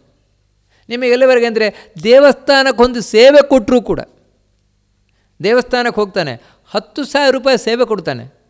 ಇವಾಗ ತಿರುಪತಿಗೆ ಹೋಗಿ 10,000 ರೂಪಾಯಿ ಸೇವೆ ಕೊಡ್ತಾರೆ. ಆದರೆ ನೋಡಿ, ಮನುಷ್ಯನಿಗೆ ಪಾಪ ಇರ್ತದೆ ಅಂತ ಹೇಳಿದರೆ ಅವನು ಸೇವೆಗಿಂತಲೂ ಮೊದಲೇನು ಕೇಳೋದು ಅಂದರೆ ಎಷ್ಟು ಪ್ರಸಾದ ಸಿಗತ್ತೆ ಅಂತ. 10,000 ರೂಪಾಯಿ ಸೇವೆ ಕೊಟ್ಟರೆ ನನಗೆ ಎಷ್ಟು ಪ್ರಸಾದ ಸಿಗತ್ತೆ ಅಂದರೆ ಅಲ್ಲಿ ಆಸೆ ಇಟ್ಟುಕೊಂಡೆ ಅವನು ಕೊಟ್ಟಿರುವಂಥದ್ದು, ಅಥವಾ ನನಗೆ ಎಷ್ಟು ಮರ್ಯಾದೆ ಸಿಗತ್ತೆ ಇದು. ಅಂದರೆ ಹೀಗೆ ಮನುಷ್ಯ ಆಸೆ ಇಟ್ಟುಕೊಂಡು ಏನು ಮಾಡಿದರೂ ಕೂಡ ಪ್ರಯೋಜನ ಇಲ್ಲ. ಮತ್ತೇನೆಂದರೆ ಇನ್ನಷ್ಟು ಇವನನ್ನು ಆಸೆಗೆ ಸಿಲುಕಿಸ್ತಾ ಇರ್ತದೆ. ಅಲ್ಲ, ಈ ರೀತಿ ಇವನು ಆಸೆ ಇಟ್ಕೊಂಡು ಮಾಡ್ತಾ ಇರಲಿಕ್ಕೆ ಕಾರಣ ಏನು? ಒಂದು ದೇವರಿಗೆ ಸೇವೆ ಕೊಡಬೇಕಾದ್ರೂ ಕೂಡ ಆಸೆ ಇಟ್ಕೊಂಡು ಸೇವೆ ಕೊಡ್ತಾ ಇರಲಿಕ್ಕೆ ಕಾರಣ ಏನು? ಹಿಂದಿನ ಜನ್ಮದ ಪಾಪ. ಹಿಂದಿನ ಜನ್ಮದ ಪಾಪ ಅನ್ನುವುದು ಪುಣ್ಯ ಕೆಲಸ ಮಾಡಲಿಕ್ಕೆ ಹೋದರೂ ಕೂಡ ಬಿಡಲ್ಲ. ಅದು ಯಾವ ರೀತಿ ಅಂತ ಹೇಳಿದ್ರೆ, ನಿಮಗೆ ಒಂದು ಪಾತ್ರೆ ಇಡೀ ಹಾಲಿದ್ರೂ ಕೂಡ ಒಂದು ತೊಟ್ಟು ವಿಷ ಬಿದ್ದ ಹಾಗೆ ಆ ಹಾಲನ್ನು ಕುಡಿಲಿಕ್ಕಾಗಲ್ಲ. ಆ ರೀತಿ ಆಸೆ ಅನ್ನುವಂಥದ್ದು ಮನುಷ್ಯನನ್ನು, ಅದಕ್ಕೆ ಮತ್ತೆ ಆಸೆ ಇಟ್ಕೊಂಡು ಮಾಡ್ತಾನೆ. ಅದರಿಂದ ಏನಾಯಿತು ಅಂತ ಹೇಳಿದ್ರೆ ಮತ್ತೆ ಸಾವು ಉಂಟು. ಎಲ್ಲಿವರೆಗೆ ಆಸೆ ಉಂಟು ಅಲ್ಲಿವರೆಗೆ ಸಾವು ಉಂಟು. ಈ ರೀತಿ ದುರಾಸೆಗೆ ಒಳಗಾಗಿ, ಅಂದರೆ ವಾಸ್ತವಿಕವಾಗಿ ಆಸೆ ಅಂತ ಹೇಳಿದ್ರೆ ಆಸೆಯೇ ತಪ್ಪು ಅಂತ ಹೇಳೋಲ್ಲ, ದುರಾಸೆ ತಪ್ಪು, ಸ್ವಾರ್ಥದ ಆಸೆ ತಪ್ಪು. ಇಲ್ಲಿ ಆಸೆ ಅಂತ ಹೇಳಿದ್ರೆ ಸ್ವಾರ್ಥ, ನನಗೇ ಬೇಕು, ನನಗೇ ಬೇಕು, ನನಗೇ ಬೇಕು, ಎಲ್ಲವೂ ನನಗೇ ಬೇಕು, ನನಗೇ ಬೇಕು. ಅಲ್ಲ, ನನಗೇ ಬೇಕು ಅಂತ ಹೇಳೋದು ತಪ್ಪಲ್ಲ, ನನಗೇ ಬೇಕು ಅಂತ ಹೇಳೋದು ತಪ್ಪು. ಅಂದರೆ ಶಾಸ್ತ್ರಗಳೇನು ಹೇಳ್ತಾ ಇದೆ ಅಂದರೆ ಆಸೆ ಪಡಬೇಡ ಅಂತ ಹೇಳ್ತಾ ಇಲ್ಲ. ಅದೇ ಪುರಂದರದಾಸರು ಹೇಳ್ತಾರಲ್ಲ, ಹರಿ ಕೊಟ್ಟ ಕಾಲಕ್ಕೆ ಉಣಲಿಲ್ಲ ಪ್ರಾಣಿ, ಹರಿ ಕೊಡದ ಕಾಲಕ್ಕೆ ಬಾಯಿ ಬಿಡುವಿ ಪ್ರಾಣಿ ಅಂತ. ಇದನ್ನೇ ಪುರಂದರದಾಸರು ಹೇಳ್ತಾರೆ. ಹರಿ ಕೊಟ್ಟ ಕಾಲಕ್ಕೆ ಉಣಲಿಲ್ಲ ಪ್ರಾಣಿ, ದೇವರು ಕೊಟ್ಟಾಗ ಊಟ ಮಾಡದೇ ಇದ್ದರೂ ಕೂಡ ತಪ್ಪೇ. ಪಂಚಭಕ್ಷ ಪರಮಾನ್ನ ಕೊಟ್ಟಿದ್ದಾನೆ, ಇಲ್ಲ ನನಗೆ ಆಸೆ ಇಲ್ಲ, ನಾನು ಊಟ ಮಾಡೋಲ್ಲ. ಕೊಟ್ಟಾಗ ಅನುಭವಿಸು, ಆದರೆ ಬೇಕೇ ಬೇಕು ಅಂತ ಬಯಸಬೇಡ, ಬೇಕೇ ಬೇಕು ಅಂತ ಬಯಸಬೇಡ. ನಾಳೆ ಸಿಗಲಿಲ್ವಾ ಅಷ್ಟೇ ಸಂತೋಷದಿಂದಿಡು. ನೀನು ಇದನ್ನು ತಿನ್ನಬೇಕಾದ್ರೆ ಎಷ್ಟು ಸಂತೋಷದಲ್ಲಿದೆಯಾ, ನಾಳೆ ಏನೂ ಇಲ್ಲಬೇಕಾದ್ರೂ ಅಷ್ಟೇ ಸಂತೋಷದಲ್ಲಿರು. ಅದನ್ನು ತಿಳ್ಕೊ, ಇದು ದೇವರು ಕೊಟ್ಟದ್ದು ನನಗೆ. ನೆನ್ನೆ ಪಂಚಭಕ್ಷ ಪರಮಾಣ ತಿಂದಿದ್ದಲ್ಲ, ಇದು ದೇವರು ಕೊಟ್ಟದ್ದು. ನೋಡಿ, ಇದು ಬಹಳ ಮುಖ್ಯವಾಗಬೇಕಾದದ್ದು. ಆ ರೀತಿ ಇಲ್ಲದೇ ಇದ್ದರೆ ಆಸೆಗೊಳಗಾದವ ಎರಡು ರಾಜಸ ತಾಮಸ ಆಸೆಗಳು. ರಾಜಸವಾಸ ಆಸೆ ಯಾವುದು ಅಂತ ಹೇಳಿದ್ರೆ ಎಲ್ಲ ನನಗೆ ಬೇಕು, ನನಗೆ ಬೇಕು, ನನಗೆ ಬೇಕು. ತಾಮಸವಾದ ಆಸೆ ಏನು ಅಂತ ಹೇಳಿದ್ರೆ ಅವನಿಗೆ ಸಿಗಲೇಬಾರ್ದು, ಬೇರೆ ಯಾರಿಗೂ ಸಿಗಬಾರ್ದು. ನನಗೆ ಸಿಗದೇ ಇದ್ದರೂ ತೊಂದರೆ ಇಲ್ಲ, ಅವ್ರಿಗೆ ಸಿಗಬಾರ್ದು. ನೋಡಿ, ಇದಿರುವಂಥದ್ದು. ನನಗೆ ಸಿಗದೇ ಇದ್ದರೂ ತೊಂದರೆ ಇಲ್ಲ, ನಾನಂತೂ ಸಾಯ್ತಾನೇ ಇದ್ದೇನೆ ಅಂದರೆ ನನಗಂತೂ ಸಿಗೋಲ್ಲ. ಆದರೆ ನಾನು ಸಾಯುವುದಕ್ಕಿಂತ ಮುಂಚೆ ಅದಕ್ಕೆ ಬೆಂಕಿ ಕೊಟ್ಟು ಸಾಯೋದು, ಯಾಕಂದರೆ ಅವನಿಗೂ ಸಿಗಬಾರ್ದು. ನೋಡಿ, ಇದು ತಾಮಸವಾದ ಆಸೆ. ನಾನಂತೂ ಹೋಗ್ತೇನೆ, ಕಳೆ ಪಕ್ಷ ಅವನಾದರೂ ತಿನ್ಕೊಳ್ಳಿ, ಅದು ಕೂಡ ಇಲ್ಲ. ಇವುಗಳು ಯಾವತ್ತೂ ಕೆಟ್ಟದ್ದು. ಅದರಿಂದಾಗಿ ಮತ್ತೆ ಸಾಯ್ತಾನೆ, ಮತ್ತೆ ನರಕ, ಮತ್ತೆ ಸ್ವರ್ಗ. ಈ ಸಾವಿನಿಂದ ಇವನು ಪಾರಾಗುವುದೇ ಇಲ್ಲ.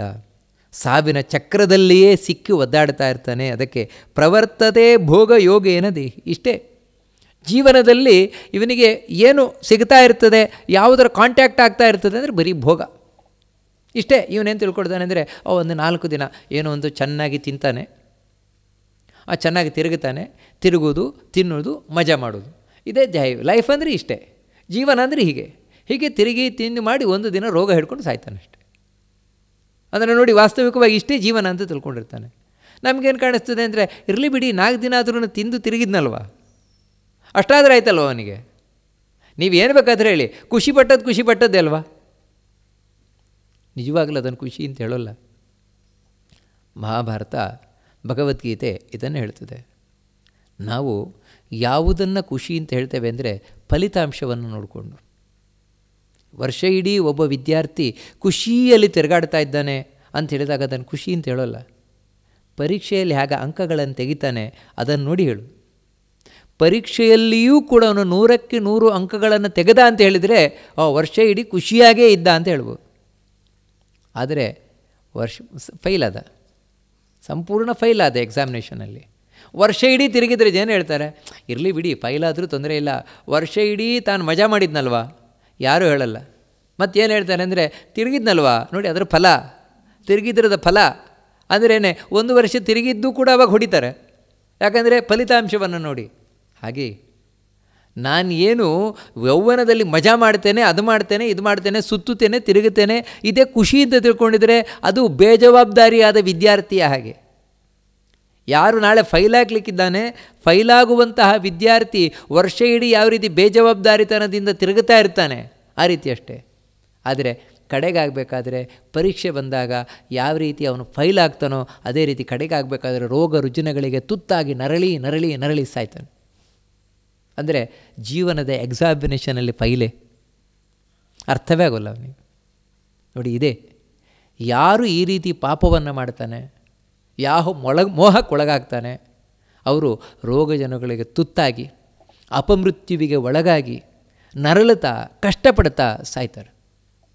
ಸ್ಪಷ್ಟ ಅದು. ಅದಕ್ಕೆ ಹೇಳ್ತಾ ಇದ್ದಾನೆ. ಆದರೂ ಮನುಷ್ಯ ಬಿಡೋಲ್ಲ, ಆಸೆ ಏನು ಬಿಡೋಲ್ಲ, ಮತ್ತಷ್ಟು ಅದಕ್ಕೆ ಸೆಲಗುತ್ತಾ ಇದ್ದಾನೆ ಅಂತ ಬಹಳ ಸ್ಪಷ್ಟವಾಗಿ ಈ ಸಾವಿನ ಬಗ್ಗೆ ಇನ್ನೂ ಒಳ್ಳೆ ವಿಷಯಗಳನ್ನು ಸನಸ್ಸುಜಾತರು ತಿಳಿಸ್ಕೊಂಡು ಹೋಗ್ತಾರೆ. ಅದೇನು ಅಂತ ಮುಂದೆ ನೋಡೋಣ ಅಂತ ಹೇಳ್ತಾ ಈ ಉಪನ್ಯಾಸವನ್ನು ಮಧ್ವಾಂತರ್ಗತ ಭಗವಂತನಿಗೆ ಅರ್ಪಣೆಯನ್ನು ಮಾಡೋಣ. ಶ್ರೀಕೃಷ್ಣ ಅರ್ಪಣಮಸ್ತು.